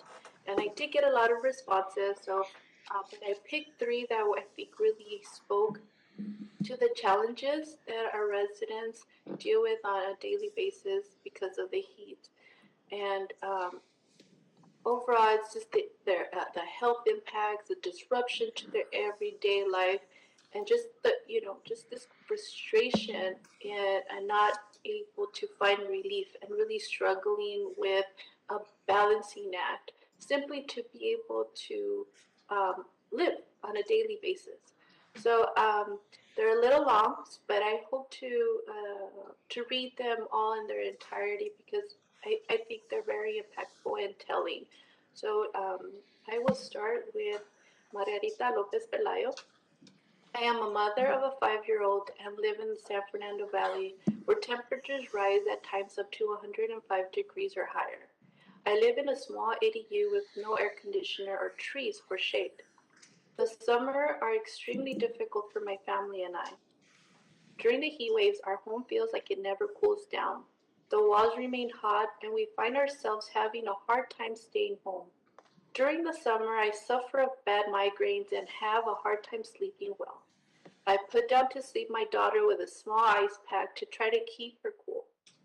In past summers, when the floor fan that we have is not really helping, or it goes off because we have a power outage, we must pack our stuff and sleep over at my mom's house for the night, disturbing our daily routines. In the summer, our fridge also struggles keeping food at proper cool temperatures, making it hard not to waste food. The reality of living in Los Angeles is that it keeps getting warmer, and currently rents are super high, making it very difficult to find a place with an AC we can afford. I worry for the well-being of my family and our little dog. We do our best to stay hydrated and keep a good attitude, but it's hard not to feel frustrated as temperatures keep rising. The next one is from Noé Duran. This is my testimony concerning extreme heat conditions. Though I am fortunate enough to have reliable transportation, many members of my family do not. My grandmother, for instance, relies primarily on traveling by foot or bus to run errands. When traveling to her nearest supermarket in Pacoima, she is forced to walk several blocks, none of them lined with trees. Sometimes the heat becomes so intense that she is unable to run her daily errands and is forced to take shelter in her home, which is only equipped with a fan rather than air conditioning unit. When I was still commuting on my bike for work and school, I found that I would arrive at both exhausted and drained due to the intense heat. There are many individuals who are similarly forced to work or commute while exposed to the elements. Though this may seem like an afterthought to some, the dangers of heat stroke are very present realities for many people. When working as a car pusher in the valley, I would oftentimes hear of coworkers having to be sent home or to the doctor as a result of the intense heat and physically demanding nature of the job. Sadly, many people cannot afford the luxury of remaining indoors when temperatures spike as they recently have been. This is the final one from Samantha Garcia. My name is Samantha Garcia and I reside in Van Nuys. I live in a 2-bedroom apartment with my partner, sister-in-law, and her husband. The extreme heat has caused quite a few challenges for me and my family. To start, I am prone to migraines in extreme heat conditions. These migraines make it difficult for me to go about my regular day-to-day routine. I'm unable to work, eat, sleep, or socially interact with my family. These migraines last anywhere from a few hours to a couple of days. Secondly, the heat causes my apartment to become overwhelmingly hot. We have a fan that we can keep running throughout the day if we are in the living room or kitchen, but unfortunately our electricity bill runs high because of this. On the upper hand, my room has an AC, but it does not cool off the entire apartment. On the other days I cannot handle the extreme heat, I turn it on. Sometimes though, the heat is so bad, I leave it running, and that's when the bill comes so high. I instantly regret turning it on. In this economy, we cannot afford to have our AC running 24/7. We have bills to pay, rent, gas for the car, groceries, personal bills, college tuition, and so many other bills that it becomes hard to keep up. I work from home, so my laptop is constantly overheating and shutting off on me. Sometimes I'm on a call with a community member and my phone overheats and shuts off as well. The worst part of it all is when it is so hot outside that we experience power outages. Both my sister-in-law and I work from home, so when a power outage occurs, it is a big deal. The extreme heat prevents me from getting work done and from maintaining a healthy lifestyle.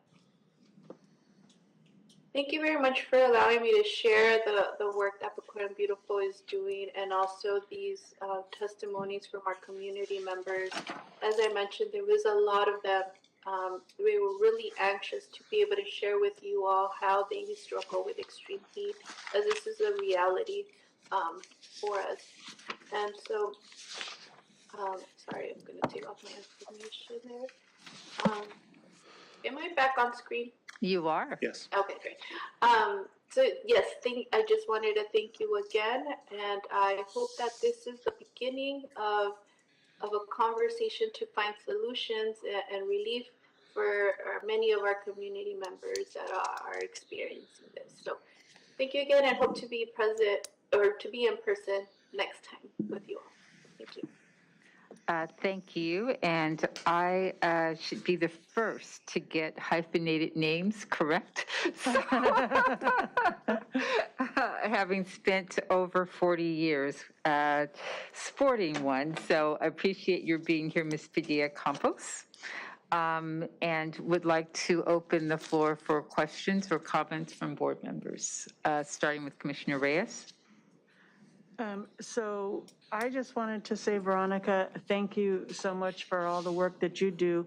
I know that Pacoima is a predominantly Latino community, and so all the work that you're doing, you know, benefits the entire community, and I just want to say thank you for that amazing presentation. Thank you. Commissioner Lehr. Yes, thank you for the presentation.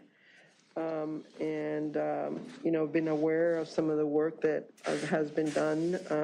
The founder, and I was wondering about, there was one of the founders worked really hard with you on the work over at Broadus School, which is an example across the city of a school that took up off its asphalt and actually built a very large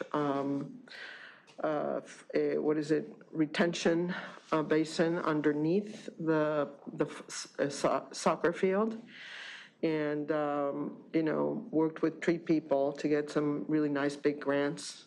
So I think you had a little bit of support at the beginning, and I'm hoping that as you move forward that you'll get into those larger scale projects.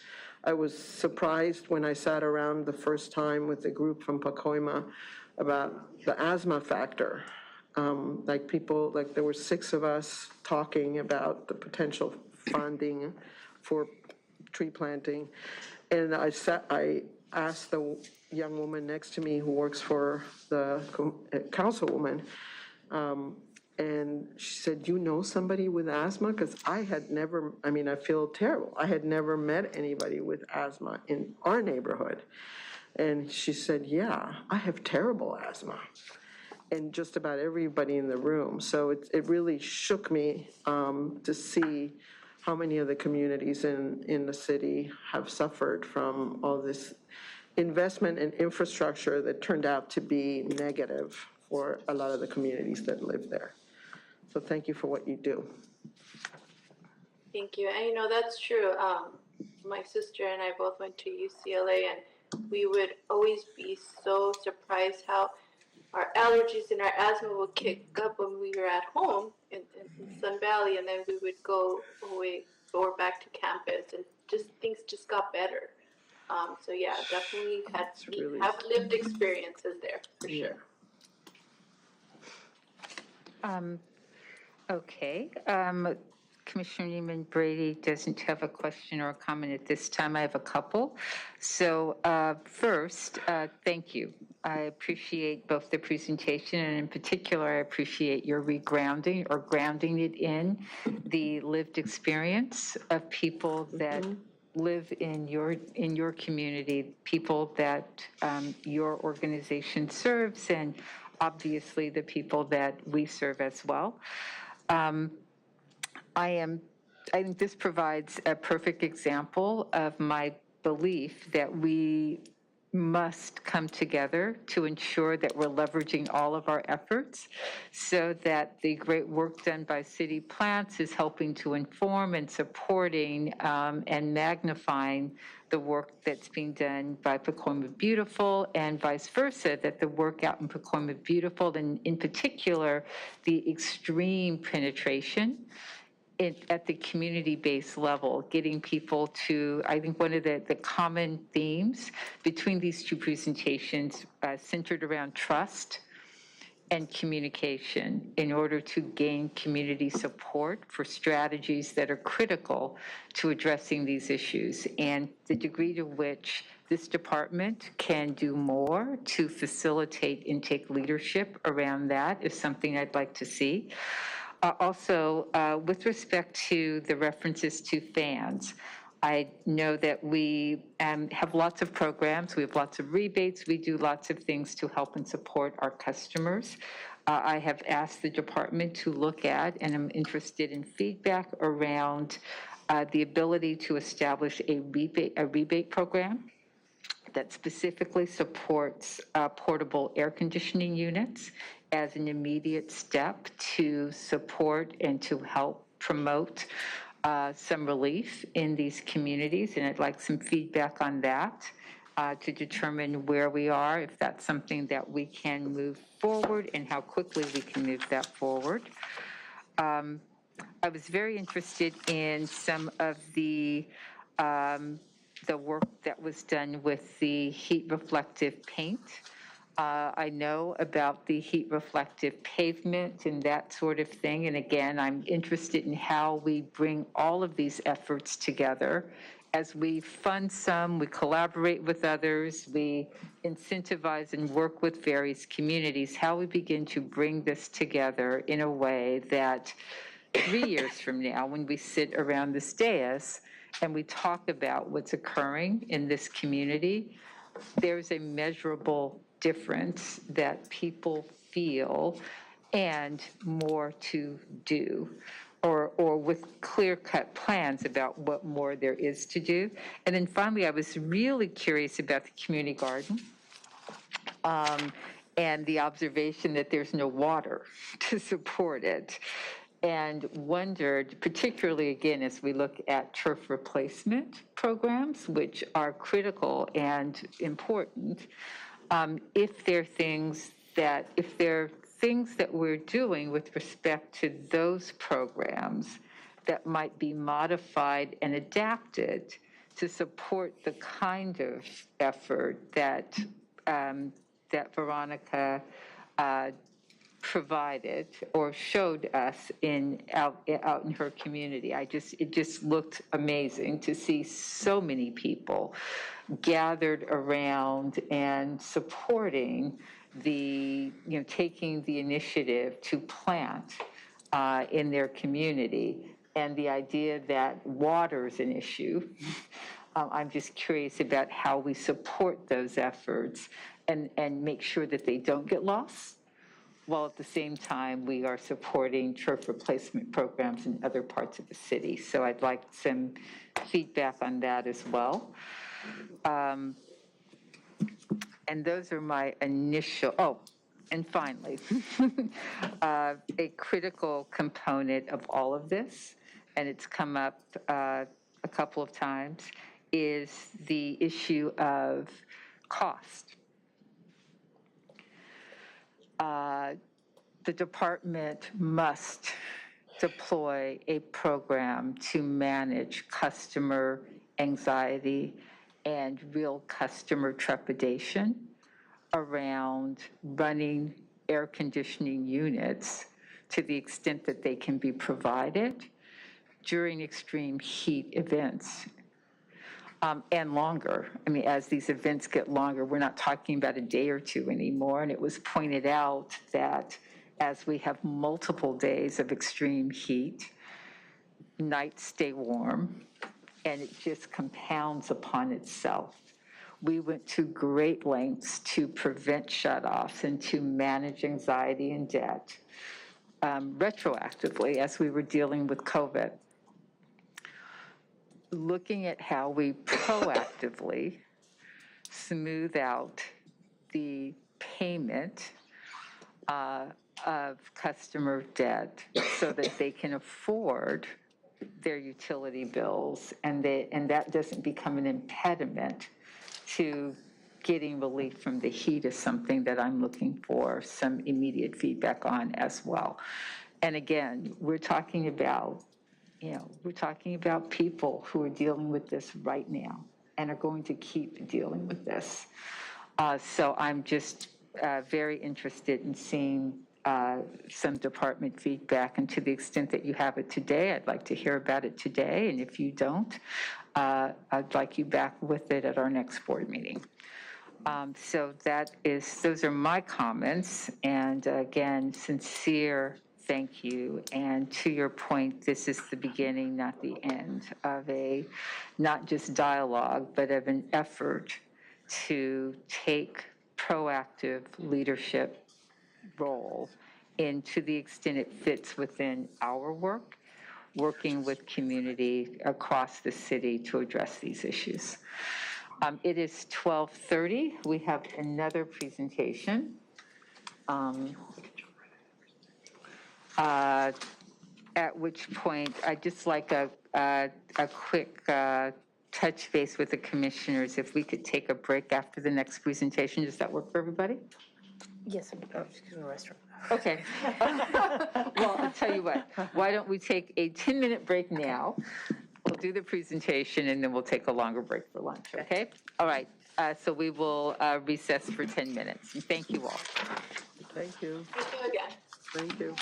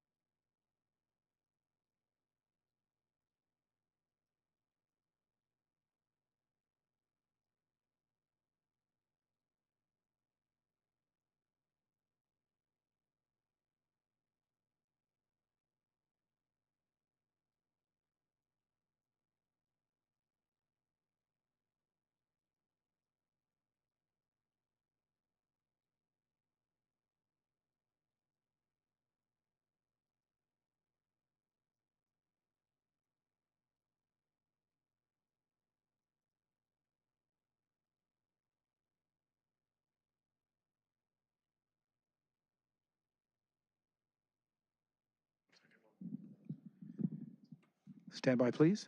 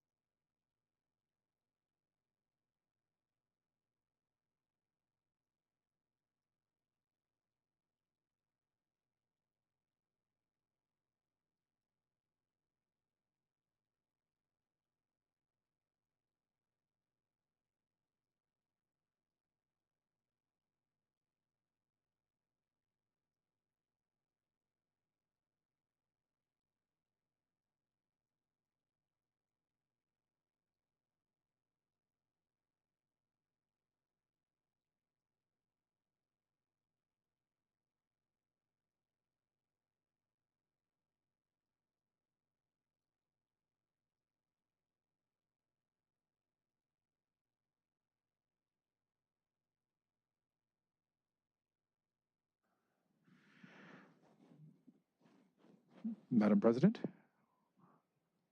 we are recording. Terrific, thank you.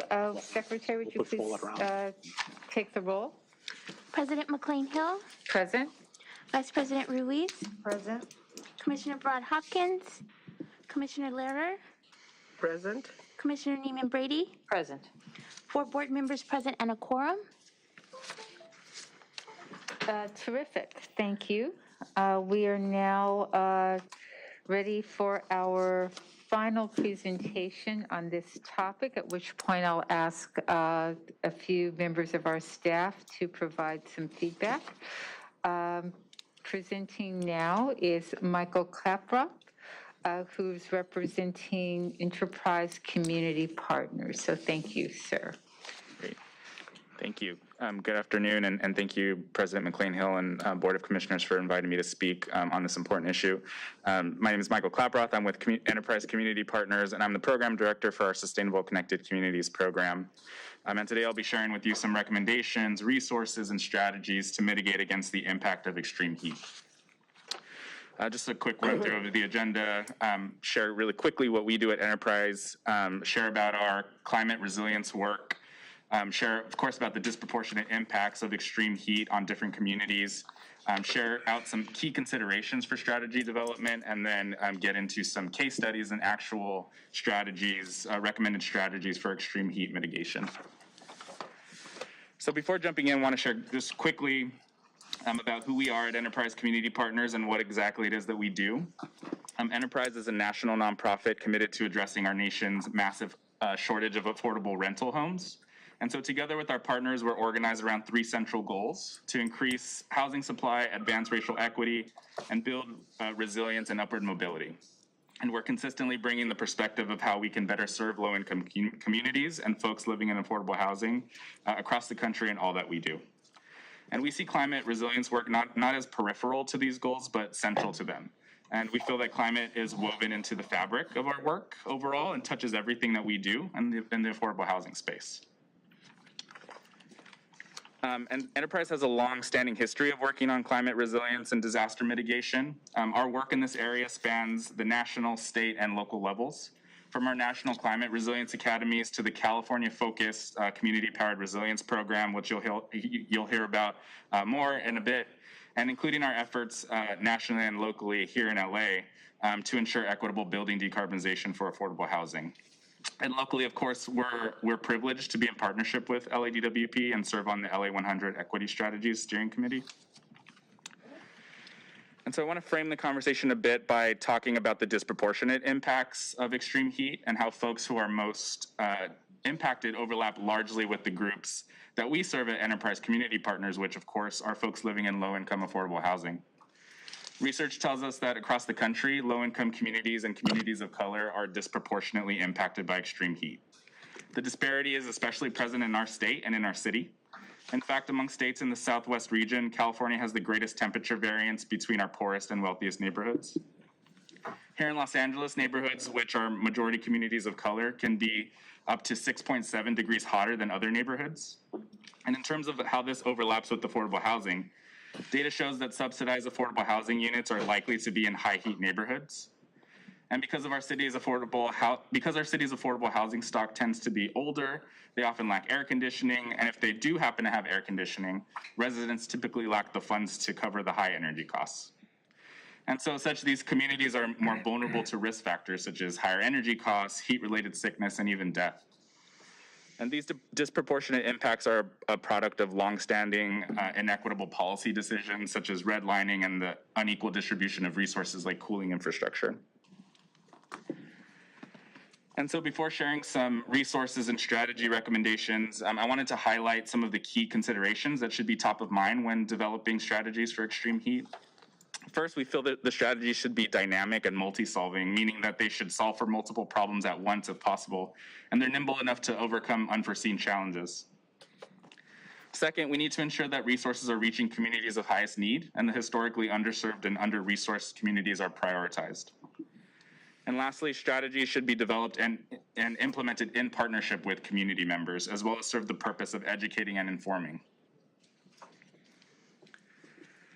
And so, we've heard quite a lot about the removal of blacktops and urban heat impacts, urban heat island effect, and so I wanted to share some case studies about sustainable schools. We are an affordable housing organization, of course, but we have community development partners across the nation, one of which is our partners at McCormick Barron Salazar, which oversaw a 17,000-foot renovation at Crossroads College Prep School in St. Louis, Missouri, which included managing the design and coordinating the lead team for this project.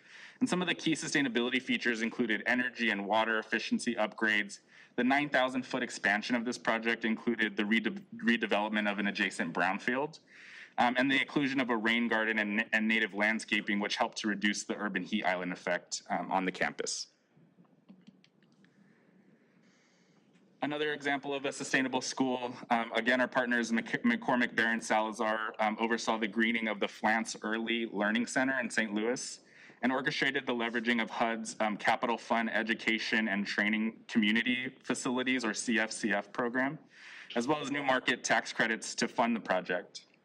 And some of the key sustainability features of this project included that half of all the open space on the site is vegetated with regionally appropriate or water efficient plant. Again, this limits the amount of concrete or blacktop in the area, significantly reducing the urban heat island effect. And here we have a case study of a green retrofit from our partners Link Housing, one of their buildings in Santa Ana, California. This is more up Enterprise Community Partners Alley in the way of affordable housing. Enterprise provided robust technical assistance and oversight of this retrofit in addition to underwriting the loan. And speaking of that loan, the project leveraged the first ever Fannie Mae Green Refinance Plus loan to finance the renovations. Some of the green updates included replacing older appliances with more energy efficient Energy Star models and other measures like solar domestic hot water systems. What's the Fannie Mae program that you're referring to? The Fannie Mae Green Refinance Plus loan. Yeah, I can send more information about that along. Yeah, great, thank you. The main takeaways from this case study, I think, are the significant energy and cost savings for residents. So since 2013, this renovation took place in 2012. And so since the 2013, which is the first benchmarked year, there's been an average of saving of 14% on energy consumption, which translates to upwards of $22,000 in cost savings for residents. So it's fairly significant cost savings there. Doing what we can to reduce energy and cost burden on residents of affordable housing, I think, is especially important as we continue to see utility costs rise and the need to run air conditioners and other cooling appliances increases due to the warming climate. Resilience hubs are another example of a great dynamic multi-solving strategy for mitigating not only against the impacts of extreme heat, but other challenges facing communities, including earthquakes, wildfires, and more. Because these buildings themselves are powered by resilient energy systems like solar and battery backup, hubs can provide uninterrupted services through disasters and extreme weather conditions. The locations of hubs are also key. They should be situated in communities of highest need and co-managed with community leaders. And lastly, hubs can serve as a space for community building where folks can utilize services and gather all year round. Our partners at Climate Resolve are leading the way on resilience hubs in our region, partnering with the city on pilots in places like Boyle Heights. And our hope is that these efforts are expanded and further to further benefit communities. It's also important, I think, to invest in and expand LADWP's existing low-income ratepayer programs to help mitigate against extreme heat, especially for residents of low-income affordable housing. The place to start, I think, would be expanding the department's existing AC optimization program. In addition to increasing funding for this program, creating targeted outreach materials and developing strategic partnerships with organizations like Enterprise Community Partners and others that have close relationships with affordable housing residents and owner-operators of affordable housing could help increase program uptake. Taking a look at some of the existing retrofit programs like the newly launched CAMR and HYPE and others, I think allowing for flexibility within those programs to incentivize extreme heat mitigation measures could be a great benefit as well. And lastly, in the case of new programs like CAMR, it's important to prioritize annual evaluations of program performance, not only to ensure the program is performing well, but to be responsive to ongoing gaps in need as our climate challenges change over time.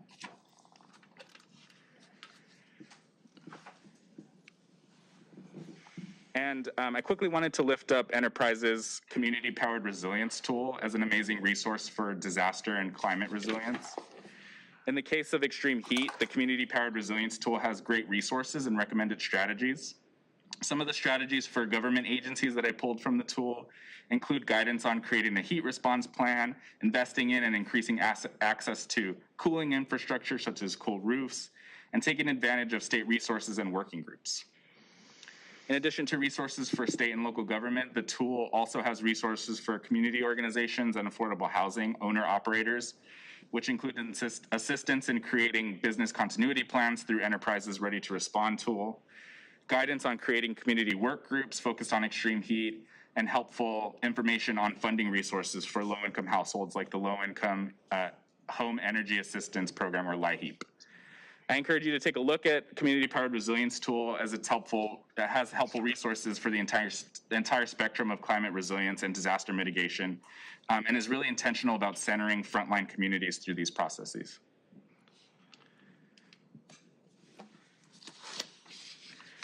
And these are, of course, just a few quick hit additional strategies. We talked about resilience hubs. I think the expansion of the pilot program in Boyle Heights, which Climate Resolve is leading, is important. Investing again, of course, in the expansion of cool roof infrastructure and other sort of related cooling infrastructure is of great use. And then we've heard a lot about trees today. So of course, fostering tree planting and heat awareness programs and similar programs could be of great benefit. And as we continue to address our changing climate together, I'd like to offer up Enterprise as a resource and a thought partner to help guide LADWP's strategies to address these unprecedented challenges. Of course, we bring with us our experience and connections to affordable housing and the communities that call them home to make sure that all communities are addressed equitably. Thanks. Are there any questions?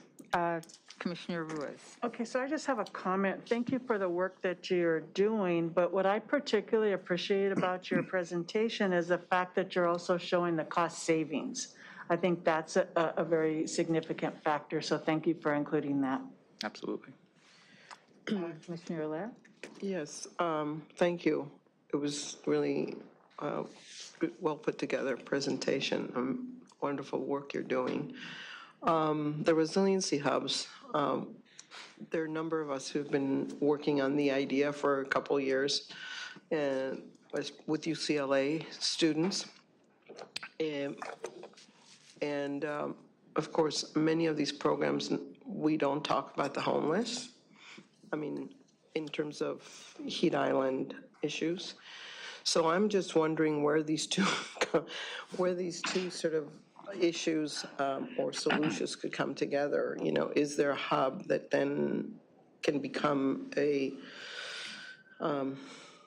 step forward towards sort of permanent housing, or what you know, any thoughts on how these things could kind of come together. Sure. How big is a hub to be a hub? Right. You know, I really like the idea, and you know, students are always very creative. You know, churches that aren't being used, it can be hubs. Library, it works like libraries. What we saw in the last years is that during the pandemic in the first year is that libraries became that place people went to for information. And it was pretty wonderful to see how, you know, this certainly LA, you know, basically responded. So just curious if you've given that some thought and or maybe could sit around with a few people and give it some thought. Yeah, certainly. You know, Enterprise in LA in particular has a pretty big footprint on working on issues of homelessness and serving people experiencing homelessness. And so I think that's a natural sort of overlap for us. And the literature that I've read on resilience hubs and you know, from our partners at Climate Resolve, as I mentioned, is that the idea of resilience hubs should be that they're community centers as opposed to sort of just cooling centers as a gym with you know, folding chairs that is blowing air conditioning, but that they should really be places of community. And so there was literature about them being sites for vaccine distribution, and I think in the case of providing homeless services, I think that's a great suggestion as well. They could be places where folks go to receive services, get referrals to housing, and really make them sort of staples in their community, just outside of sort of going there to be cool. Because they can double up also as emergency, as in major earthquakes and, or, you know, I mean, they really were birthed in New Orleans, you know, 13 years ago, whenever that was, the concept of the resiliency hub. So I think there is something to them being bigger and providing more services. Absolutely. Just putting that, just wondering if you said you were looking for thought partners, maybe there's some thought partners around. Absolutely. We'd welcome some thought partnership on that. Nicole? No. I have a couple of questions and comments. First, thank you very much both for your presentation here today and also for your continued engagement in the equity strategies process. So you made a few observations about optimizing programs and really about making sure that in the context of things like HYPE and Camry, that we actually are tracking and achieving or optimizing the capacity to address extreme heat as well. Could you just talk a little bit more about what that looks like from your from your perspective? Sure. So there are, in the case of CAMR in particular, I know that program is focused on reducing greenhouse gas emissions, which of course does contribute to our warming climate. But you know, there are measures that can impact the temperature inside homes that sort of are not related necessarily to greenhouse gas emissions, like double-paned windows, for example, replacing single-paned windows with double-paned windows. AC optimization, again, of course, which is not necessarily a greenhouse gas emission issue. And so creating flexibility within those programs to also include measures that can create some comfort for folks now as we battle extreme heat, I think is of great worth. And in the case of the AC optimization program, really making dedicated efforts to reach affordable housing tenants and owner operators as well, to make sure that they're receiving those programs. You know, it took, I know of that program because I've sort of partnered with LADWP and have heard about the program, but when I talk to my partners in the affordable housing space, they don't know much about the program. So, you know, it's folks like Enterprise and other community partners connecting them to those resources, but I think if there were some dedicated and targeted outreach or strategic partnerships, as I mentioned, the program uptake for that program could be, you know, much better. Thank you for that. I appreciate it. Thank you. Are there any other questions or comments? At this time, I'd like to invite the department to respond to both some of the presentations and some of the questions that and comments that have been made by the board. In particular, I am curious about, as I indicated, I previously requested that we begin to review our current programming to determine how we better organize ourselves to launch Cool LA. And I think, David, you may be the right person for this. I am curious about how quickly, first about our capacity to deploy rebates for air conditioning units. And also, Joe, among the things that has come up repeatedly is an awareness issue. So also our capacity to put together a campaign that highlights and underscores what this department can do, is doing, will do to support customers as they confront, again, not an episodic issue, but something that we know is happening now, that will happen next year, and that will continue to happen. So, David, if you could go first, and then Joe, I'd like to hear from you. Yeah, a few thoughts. Thanks, Board President McCLAIN-HILL. So, great ideas from that presentation. And I think that type of look at the programs we have targeted at, our folks that are in the most need, and especially most vulnerable to extreme heat, is exactly the right way to go. We've built programs that we can add measures to. We can change incentive rates in pretty quickly. So I believe we're looking at a little bit more detail on that come next board meeting of some concrete things we could do right away. But like changing incentive rates for particular eligible customers, right? So the idea of helping a customer who would normally get a $75 rebate for a room AC and pay another $250 out of pocket, we can flip that. It's just a policy decision in the program. We can change it and decide what the right incentive rate is. But the point is, it works through the existing efficient product marketplace program, which is up and running. So that's just call the consultant and tell them to do it. On CAMR, I definitely want to sit down with the group on both CAMR and HYPE, because I'd like to get some more thoughts and ideas there. CAMR, it is a GHG program, but the strategies it uses to get to GHG reductions are comprehensive. Deep energy efficiency, which would get into things like windows, double pane, low E windows, on-site solar generation, and building electrification. And building electrification can get after indoor air quality issues. The deep energy efficiency helps with comfort issues. And the on-site solar helps generate a revenue stream to help make the projects pencil. So I think there's a great synergy between what he's suggesting and what the program is set up to do and can do more of.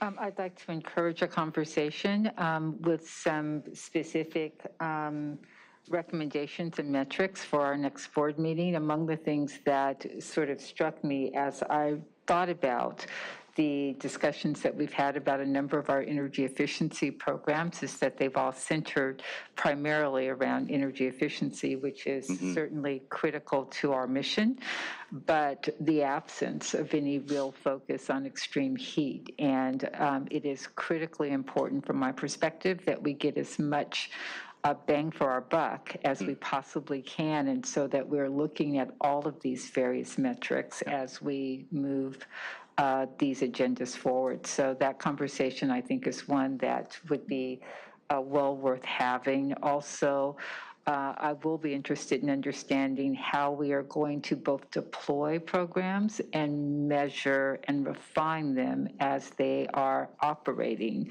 so that at the end of the day, when we're looking back at what we've achieved, we've achieved what it is we are looking to achieve. I would imagine that the department does a good deal of work in collaboration with Public Works around some of their programs. If that's not true, please let me know. I'd like to see that become true. But again, as we're trying to impact communities, we have to look at not just what we're putting in community, but what others are doing and when they're doing it, and how we spearhead the kind of collaboration on infrastructure that we need to in order to achieve our objectives. So can you tell me a little bit about that? Okay. I don't know, David, maybe you can talk for a minute about how we've been participating on some of the cool roof and cool pavement programs in other departments. Yeah, that's a good example.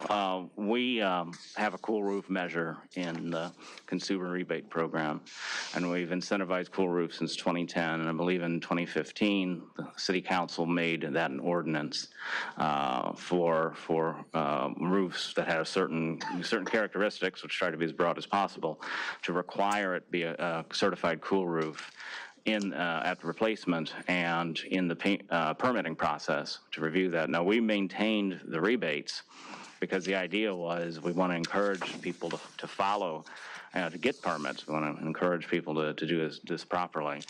And I believe through the ordinance, we've achieved about 54,000 cool roof installations in LA, which is a fairly large number. It's about 10% of single-family homes. Now, I can't tell you what the breakdown is between those cool roofs being on single-family homes and being on multifamily homes, but it's not an insignificant number. Certainly, there's more work to be done. But the idea is that we work together with DBS on that one, LA Department of Building Safety, to craft an ordinance that makes it a requirement that we still incentivize, because there's still benefit to the department in terms of the energy efficiency, and is benefit to the citizens in the buildings for having the cool roof and the reduction of heat load. And that also helps with the heat island effect too. Thank you. I'm not going to, because it just frustrates me every time I do, take the rather insightful step that Commissioner NEEMAN Brady did when she went on the website for city plants to specifically look for, evidence of the programs that she was describing, meaning I'm not going to go on the DWP website right this second to look for anything, because I won't find it, and I will be very frustrated about that. And so I would like, and I know that we have both technology and communications here, I will be looking for, when you return, and Joe, I will leave this will sort of segue into you, a branded way of detailing what we do, what's available, what we have rebates for.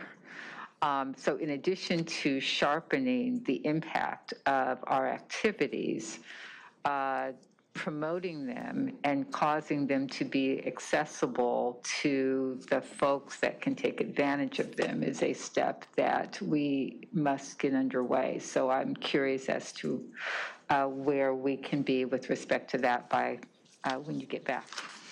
Sure. Just some comments and thoughts regarding the communication strategy around this.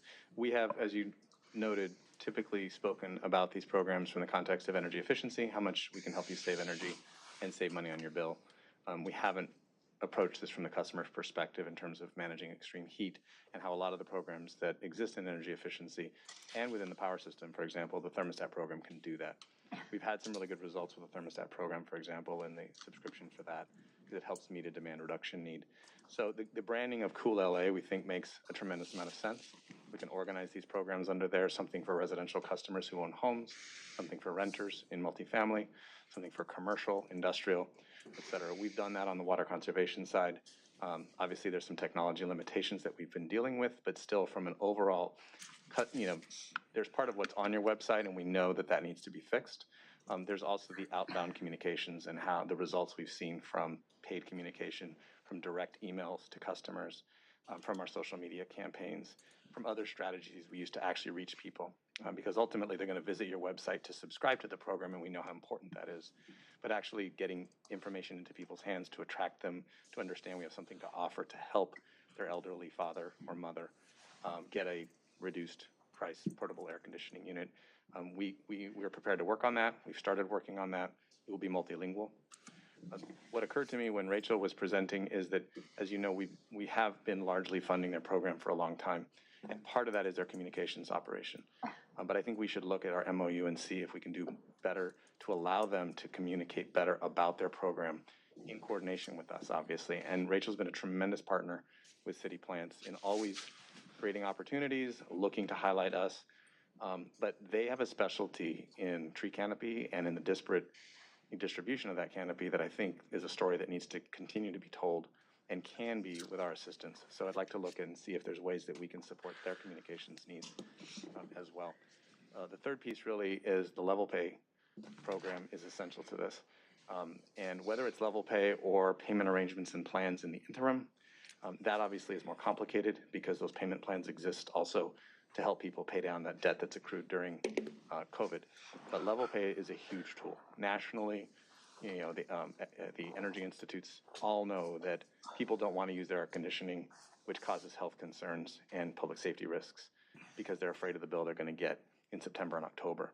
And from us, that's a bi-monthly bill, as we know, which makes it even compounds the problem, creates that fear where people just will use it less because they don't want to have to pay the bill. So spreading that over 12 months is essential, and we're prepared to couple that together with the energy efficiency, the Cool LA programs, to help encourage people to utilize air conditioning to stay safe.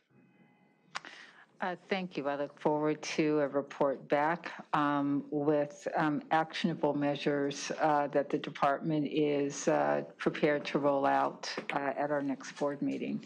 Any additional comments? So yes, I have an additional comment. So President McCLAIN-HILL, I just want to acknowledge your leadership around this topic. I have to say, when I first saw that this was going to take a large part of our agenda, I was actually pleasantly surprised.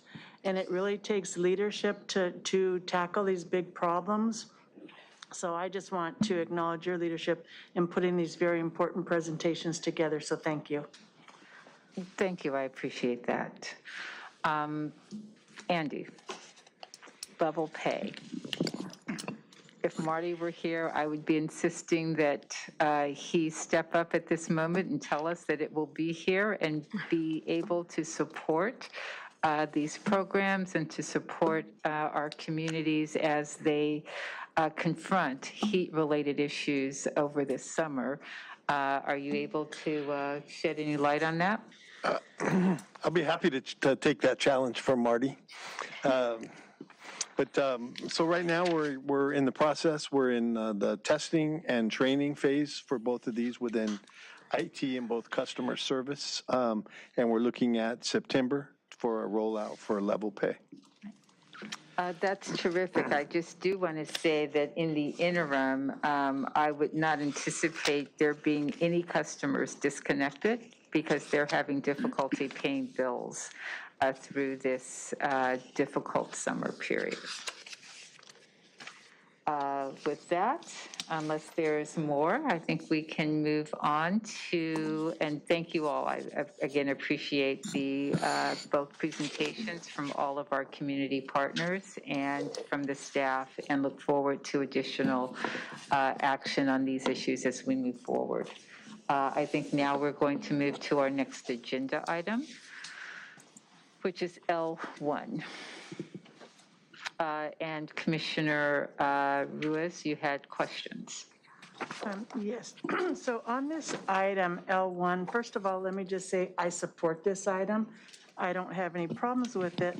But when I was reading the board report, I just had wanted some clarifications. I understand that this is the first amendment to a contract, but what I was not able to find in the board report is the original contract. What were the terms? What was the length of time? Is this a 2-year, 3-year contract? And anytime that I see a contract come in that we're doubling the amount of the original contract, it just draws a little bit concern for me. And so I just wanted a little bit more of a justification on why we need to double the amount of this contract and why was it not originally anticipated under the first original contract. Certainly, Commissioner. My apologies, and we'll make sure that information is included in the future. This contract is with Nixon Peabody, and it was originally led after an RFP process, and they were a successful candidate in the RFP process. The additional funding is to handle 6 additional bond deals. They do have a 5-year contract, so it's to handle 6 additional bond deals through 2023 and for some evaluation on a asset offering. The reason it wasn't included in the initial fund, and you'll see this with many of our legal contracts, is we do initial appropriations and then come back and ask for more money as needed rather than ask for one huge sum and have money sitting there. We will go through amendments and ask for additional appropriations on an as-needed basis. So it's a 5-year contract, so we're adding funds, but we're not extending the time, is that correct? Correct. And again, this covers through 2023, so you can anticipate that if there's a need for additional bond offerings and additional services contemplated under the contract, that we will come back to the board again for additional funding. Thank you for that clarification. And with that, I would like to make a motion to approve. A second. Would you call the roll? President McCLAIN-HILL? Aye. Vice President Ruiz? Yes. Commissioner LEHRER? Yes. Commissioner NEEMAN Brady? Aye. 4 ayes, motion passes. Terrific, thank you. The next item on the agenda are committee chair assignments and basically committee assignments in general. Just something that we do on an annual basis. Currently, we have 6 standing committees. They include audit, executive, investment, INYO Los Angeles, Owens, and the Personnel Relations Standing Committee. The Audit Standing Committee, Commissioner Nicole NEEMAN Brady is the chair, and there would be no change to that committee assignment. The Investment Standing Committee, I will be removing myself from that committee, and instead Commissioner LEHRER has agreed to take on that assignment. Can you remind me the not purpose, but the focus of that committee? Which committee? The Investment Committee? The Investment Committee reviews with our FSO staff and our consultants the annual review of our investment policy. So it meets annually, looks at the policy parameters, and takes action on that. Investment in our infrastructure? No. It's our investment for our portfolio investment. Oh, cash investment. Yeah, okay, cash fine. investment. Okay. So that will be Commissioner LEHRER. The INYO Los Angeles Standing Committee was chaired by Commissioner Reyes. Unless Commissioner NEEMAN Brady has an objection, I'd like to name her chair. Does that work for you? Okay. Terrific. The Owens Valley Tribal Engagement Standing Committee was a committee that was sorry to interrupt you. I'll be joining you on that committee. Okay, thank you. On the Owens Valley Tribal Engagement, that was Commissioner Reyes. That will be Commissioner RUIZ has agreed to accept that assignment, so thank you. She will also be the chairperson of our Personnel Relations Standing Committee. We have a number of ad hoc advisory committees, several of which will go away. Ad hoc advisory committees are limited in time. So the Ad hoc Advisory Committee on Customer Service is a committee that we will wrap up. I suspect that we will reform at some point in the future. The Ad hoc Advisory Committee on Technology and Security is also a committee that we will wrap up. The Ad hoc Advisory Committee on Culture, Workforce, and Employee Development is a committee that we are establishing. That committee will consist of Commissioner RUIZ and myself.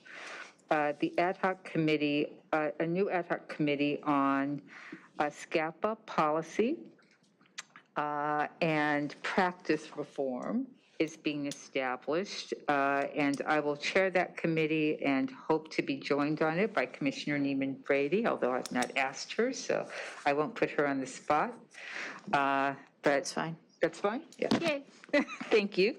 A separate ad hoc committee on DWP and Public Works project alignment is being established.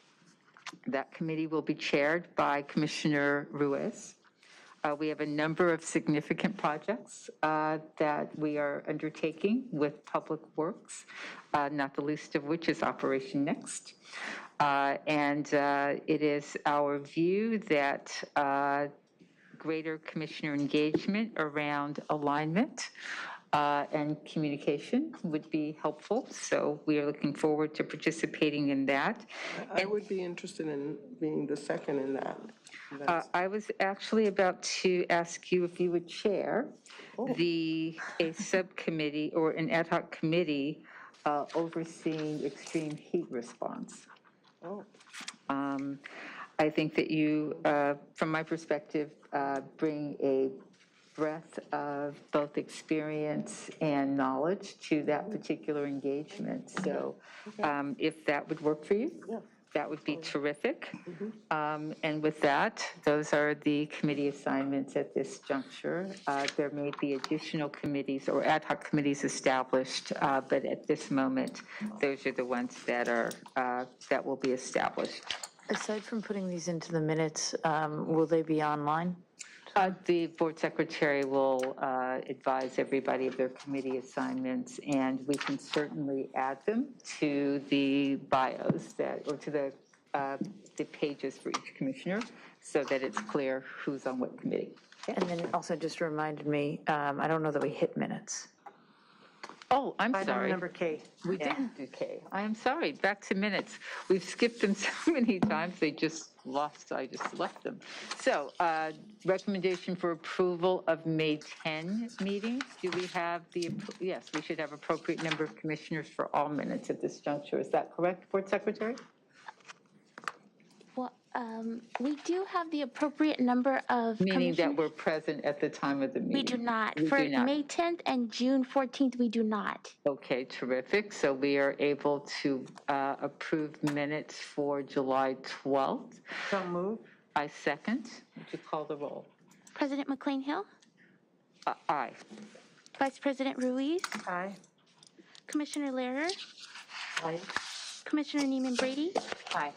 4 ayes, motion passes.